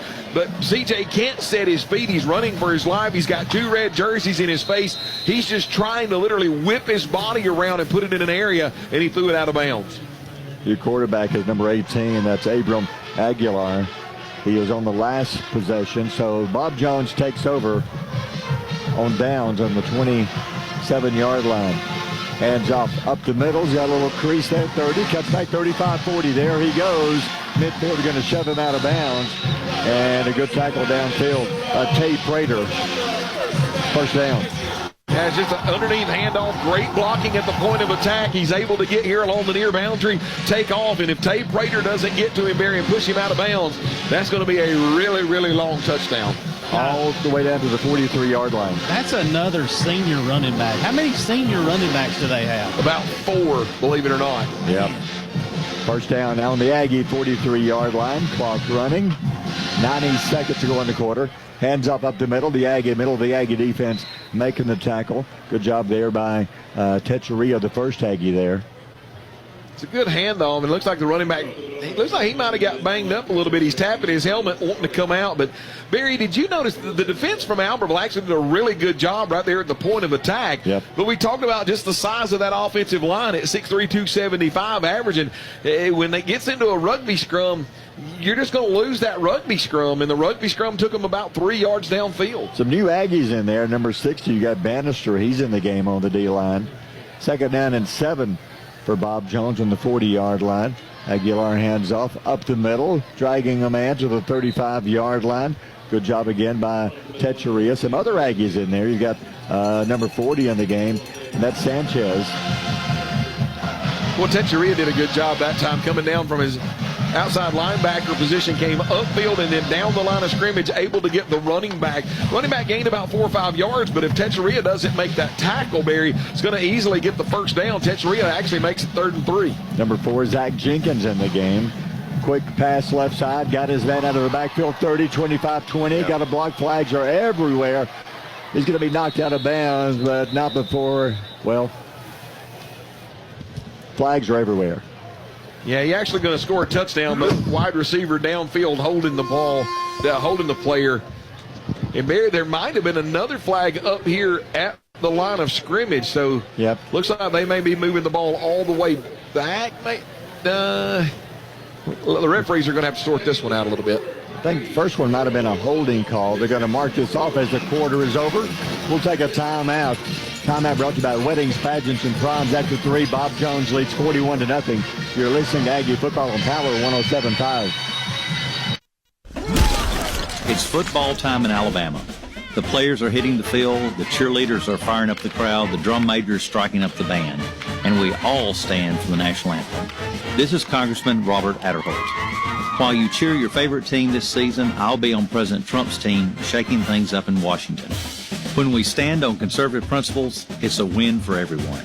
I'm Robert Adderholt, and I approve this message. Paid for by Adderholt for Congress. And we're back with Albertville football presented by Power 107.5 and Howard Bentley Buick GMC. Well, the quarter is over. Fourth quarter's coming up. A running clock, I'm sure we'll have again. 41-0. Bob Jones on top with the ball. Yeah, Barry, right now, the lights went out in between the third and fourth quarter, and we thought for a minute that somebody needed to call Mub and get this thing turned around. But now they're playing jump, jump, jump. You can hear it in the background, and everybody got their phones out. Actually kind of a real festive environment. You hate to say it, because you're on the losing end. But right now, going back to where we were, looks like it's going to continue to be third down, but the chain gang across the way can't figure it out. 10 yards from the spot of the foul barrier is going to make it about third and about 6 yards. And they have the ball on the Aggie 38-yard line.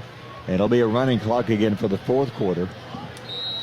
So the Aggies with some new faces in. We'll get some more names coming up for you in just a moment. But Bob Jones looking at third down at about 5. Back to pass. Aguilar looks. Nobody open. They got him. Good job by the Aggie defense. Got a sack. That was Techeria again. Broke through and brings him down. And Techeria has had a great defensive series right now, coming down the line of scrimmage to make the tackle that got him short on the third down. And on this third down play, Techeria able to come all the way around the offensive line and catch the quarterback from behind to make it 4th down and 10. I think that's 26 you're in front of. Is that Lucian McKinney? Is that 26 or 28? It's 26. Got you. So McKinney's checked in the secondary. Y'all help me with number 20's name. That's Jacini. Demosthenes checks in the secondary. All right, 4th down. They're going to go for it. Aguilar back to pass, throws it right side, got his man complete, 1st down, 30-yard line, dragging a tackler. He was dragging a tackler, and that was Hardaway who checked in the secondary. Finally brings him down. Wide receiver, single coverage right in front of you, Keith, on the far boundary. Just drives the defender off when the defender turns his hip, slams on the brakes, ball already in the air. Needed 10, gained about 15, 16, 1st down. We had a Hardaway a couple years ago played. I wonder if that's a little brother. Could be. It was Emmanuel, wasn't it? Yeah, Emmanuel. At 1st down on the Aggie 28-yard line. Aguilar hands off up the middle. Stops, cuts to the 20. Runs over a man at the 15-yard line. He punished somebody else, Evan House, but House did hang on and bring him down. Yeah, and if House doesn't make that tackle, Barry, that run is going to go to the house. Got to credit that young man from Albertville coming up making a tackle. It's going to be 1st down and 10. Block running 10-12. We're back here, same stadium next week, taking on James Clemens with the last region game of the year. Looks like the 12th man across the way. Younger players in for Bob Jones, having a hard time hearing that snap because of the 12th man, which is the Aggie band. All right, 1st down on the 16-yard line. Using all the play clock they can. Game clock at 9:49. Aguilar hands off up the middle. Old butts heads at the 15, 14, 13. That was a hit. Who was the first Aggie there on the tackle? Couldn't see. I think Mason. Is it Froelich? Yeah, I think Froelich is in there, and also getting off the bottom of the pile, Peyton Jones. Goes back, we talk about National Geographic, where the two battering rams ran together. What about this, Barry? Yeah. You had about 3 or 4 battering rams all ended up at the same spot. Bob Jones, running back, though, Barry, even though he was able to get forward, the big offensive line able to push him forward for 3 yards. Ball down to the 14-yard line. 41-0 was the halftime score. That's where we are now. Quick pass left side. Bobbles it. Got it. 10 to the 6-yard line. Will not get away. They're going to bring it down around the 5-yard line. Hanging on for dear life. Good job down there. Lucian McKinney with the tackle. Yeah, and Lucian McKinney had to come up and make that play. Had the tight end, got him out here in the flat. Quarterback kind of dumped it out to him. He turns upfield at about the 11 with some green grass to get into the end zone. But you alluded to it, Barry. Albertville Aggie defender able to come up, make the tackle, keep him out of the end zone. All right, 8:37 to go in the game. Knocking on the door again down to the 5-yard line. First down and goal for Bob Jones. Hands off, nope, quarterback keeper. Tries to take it around the end. He does. Ford diving to the 3. Peyton Jones there. Did not get in. It's one of the first Aggies are going to stop him around the 1-yard line. Well, the Aggie came out of that pile with the ball, Barry. It looked like it was number...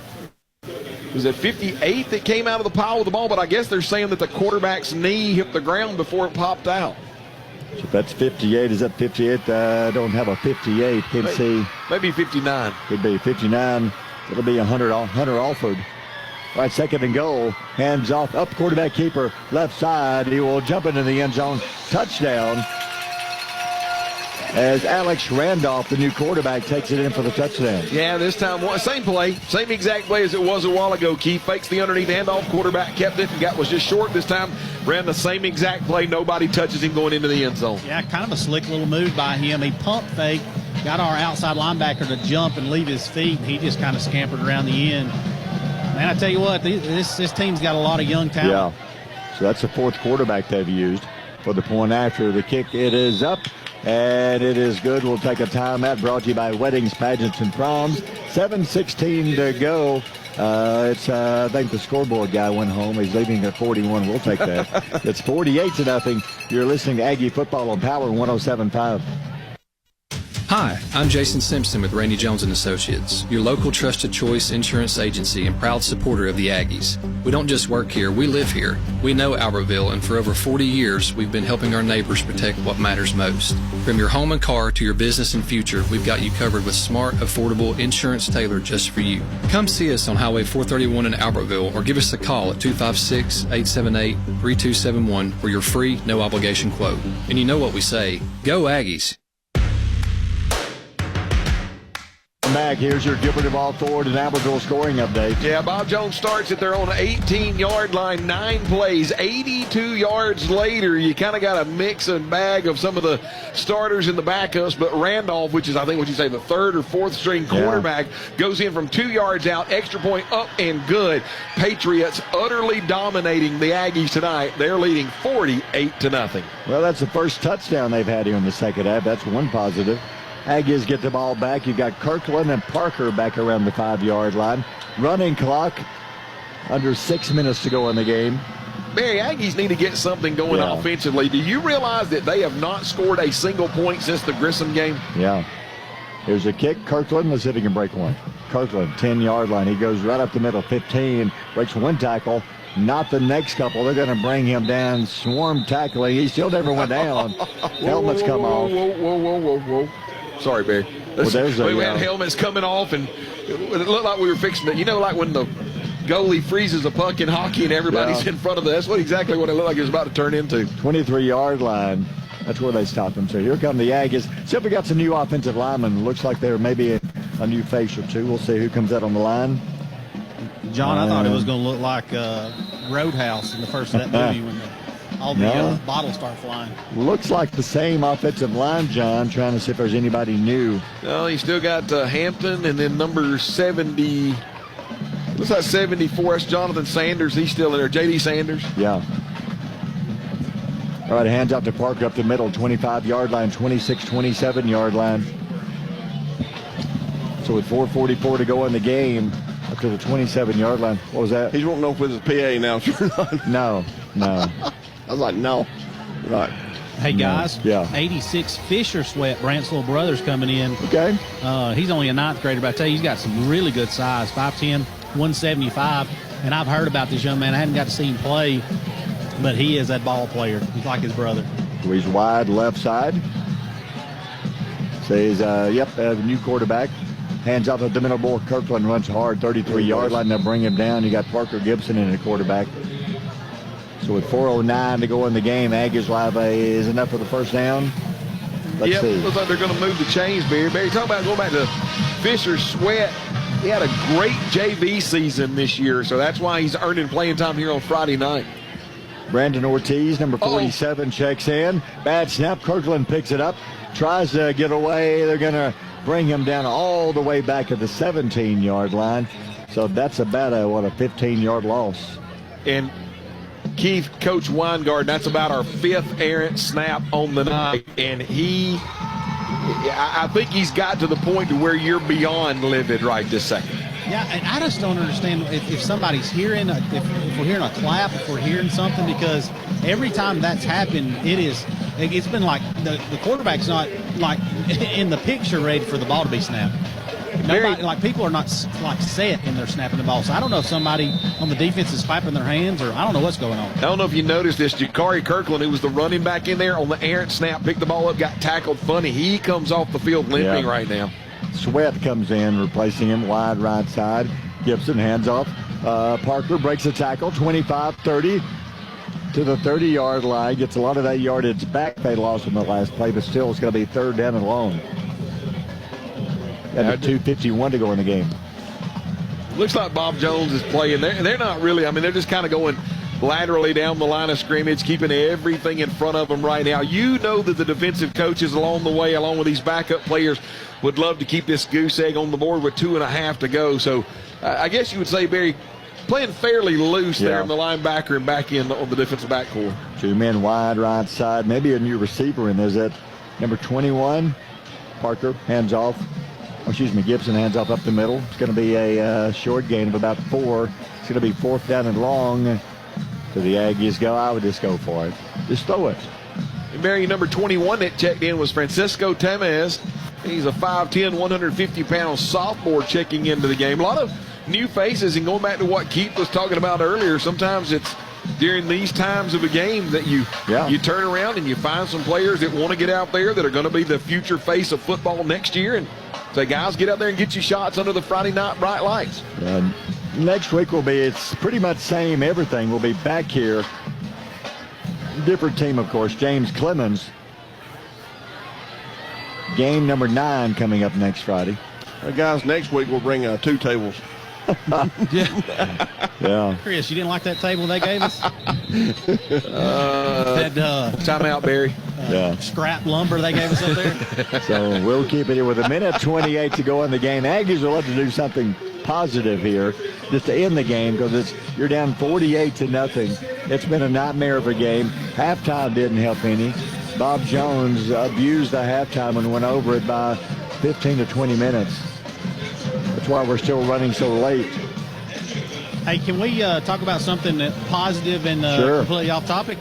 So tomorrow, our cheerleading, our competition cheer team is going over to the Von Braun, and it's be their first, I think their first competition cheer competition of the year tomorrow at noon. So we wish them good luck and good vibes, and go over there. And I know this is the first time in many years that we've had a competition team.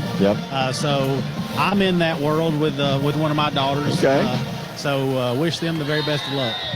All right, Aggie's going to go for it. 4th and 8. Gibson rolls right side, looks, throws downfield, got his man, complete, nice pass, nice catch. That's a nice little pass. And there's the younger Sweat making the catch. Yeah, no, Parker Gibson rolls out here along the near side, and all of a sudden, coming up, number 86, Fisher Sweat, 5'10", 175-pound freshman. Great catch, getting his hands under the ball right here in front of us in the press box at midfield. Barry, that was an absolutely wonderful catch by the freshman. That's a nice pass, Gibson. Rolling to his right on the run, threw it on the run. Perfect pass right between the 8 and the 6. Hands off to Kirkland up the middle. Kirkland fighting, 45-yard line, 44, gain of about 5. Good to see Kirkland back in the running back core there and back out on the field after limping off the last time that he touched the ball. So really able to get up the middle. Good job there also, too, by the interior of the offensive line, getting the Bob Jones Patriots on skates a little bit, gain of about 6 yards. Maybe time for one more snap. 48-0 your score. Aggies 2 men wide left. 20 seconds to go in the game. Hands off Kirkland up the middle. Fighting to the 40, 39. He's such a hard runner. 37-yard line. First down, but it's not going to matter. That should end the game. Clock down to 10. Teams will walk off and head over to shake hands with one another. So happy homecoming for Bob Jones. They're going to win this one 48-0. And this game is final as the Aggies, they've lost another one. They lose. They're 1-7. Bob Jones 5-4, keeping their playoff hopes alive. Barry, that mathematically eliminates Albertville from the playoffs now. But now, listen, on the other side of that, Coach White knows that he had to have this win. It was a homecoming win. It was a senior night win.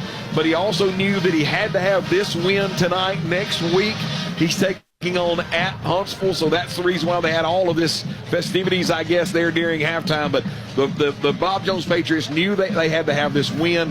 And unfortunately for the Aggies, where the last 4 weeks they've been kind of banged up and really not having a full complement of players, got all of those players back. Jink's going to be able to go through the stats, but when you get all of those players back, Barry, do you see now why they won their first 4 games scoring 50 points, 54-42. Tonight with their full complement of players after 4 losses in a row, they're able to put 48 on the board.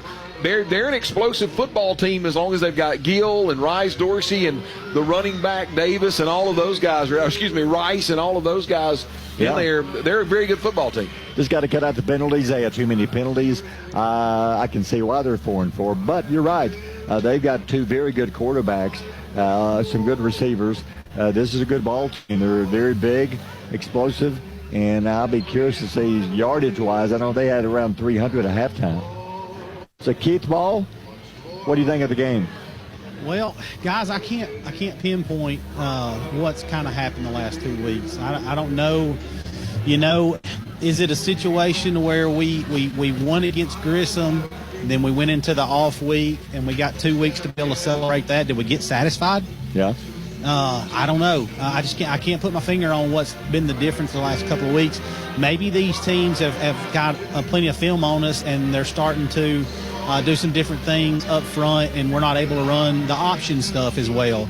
I know we didn't pull it and pitch it a whole lot tonight at all. Right. It was mostly dives. I don't know. I know Coach Weingarten is going to go back to work, and they're going to get after it like they've done the rest of this season. But we've got to find a little more fight, man. I think when things started going bad tonight, I think we had some guys that said, "Shoot, it's just not working out, and we're just going to coast a little bit." I don't know, but I know Coach is going to go to work on these guys, and I understand it's easy to get your dauber down when you've been beat up, and these guys are, you just ran into a really good football team. Like John said, they got all their guys back, man, and they were just explosive. And I guess it could be easy to get your dauber down, but you got to fight, man. You got to keep fighting. And I know it's easy for me to say I'm not wearing the shoulder pads, but I believe in our guys. I believe that we can get better, and we can put a better product on the field next week. And I know they'll go to work and get after it. So, just hopefully those guys will come out and play a different football game next week. Well, Chris, final stats, not a whole lot to talk about. It's depressing. Again, we've been shut out again. That's 2 weeks in a row. We did not even score. And it's the same story as last week, guys. Yeah. We had 126 yards rushing. That's more than we had last week. 2 of 8, 15 yards. The only reason we had that is because Gibson completed that pass there for the end of the game. Did you say 2 of 8 passing tonight? Yeah. Wow. Yeah. Wow. Yeah, 17 rushes, 126. I mean, we didn't even have that many plays. I mean, that's not a lot of plays. We didn't rush the ball 17 times. Wow. I got to mention of those 2 of 8, the incompletions. CJ was running for his life and didn't have much time to throw the ball either. So don't blame it on CJ. Really, the offensive line didn't give him a whole lot of help. No. And same thing as last week, guys. We give up 324 yards rushing tonight. 6 of 9, 91 yards passing. Bob Jones had 415 yards total offense. Man, the Dorsey kid, he's all to talk about. 11 carries, 150 yards. And then the quarterback, Gill, 1 carry for 49. They threw the ball, like I said, 6 of 9, 91 yards, 415 yards of offense. Yeah, they're loaded. There we go. Well, that's going to do it for us. We're going to go ahead and check out back here next week. John, James Clemens doesn't get any easier than Guntersville. Aggies got to find a way to turn this around and end the season on a very high note and maybe pick up 2 big wins. Well, that's exactly what they got to do. They got to flush this one. They got to go back to the drawing board. You can say what you want to say about, going on the road, but it shouldn't be any different next week, right? You've already had this taste. You already know what it's like to get on the bus and get over here, and you just got to go to work. Coaching staff will go to work tomorrow and on Sunday breaking down film. Players will come in Sunday afternoon and Monday. Got to put the game plan together because James Clemens, Barry, they've got to look for a win over Albertville because they've got playoff seeding on the line as well, and they were in a tussle the last time that we looked at the score as well. So still a lot to play for in the region. Albertville could actually play spoiler against James Clemens, and if you're able to get a win against James Clemens, then that really makes that Guntersville game and the final game back at home for senior night for these guys a really, really interesting game. But going back to what you and what Gene just alluded to on the stats and what Keith talked about on the sidelines is we've just got to get some of our swagger, a little bit of our mojo back because it's not there right now. And the offense is not clicking, and the coaches have got to get together along with the offensive players and say, what do we need to do to get that offense back clicking? And Barry, right now, I don't know if they have a lot of answers. They've just got to sit down and figure it out and get ready for next week. Well, that's all for us. Again, final score, Bob Jones beats the Aggies 48-0. Back on the air coming up next week. Same place right here against James Clemens. So pregame begins at 6:30, kickoff at 7. So for Keith Ball, Chris Jenkins, John Gladden, I'm Barry Galloway, and have a good weekend, everybody.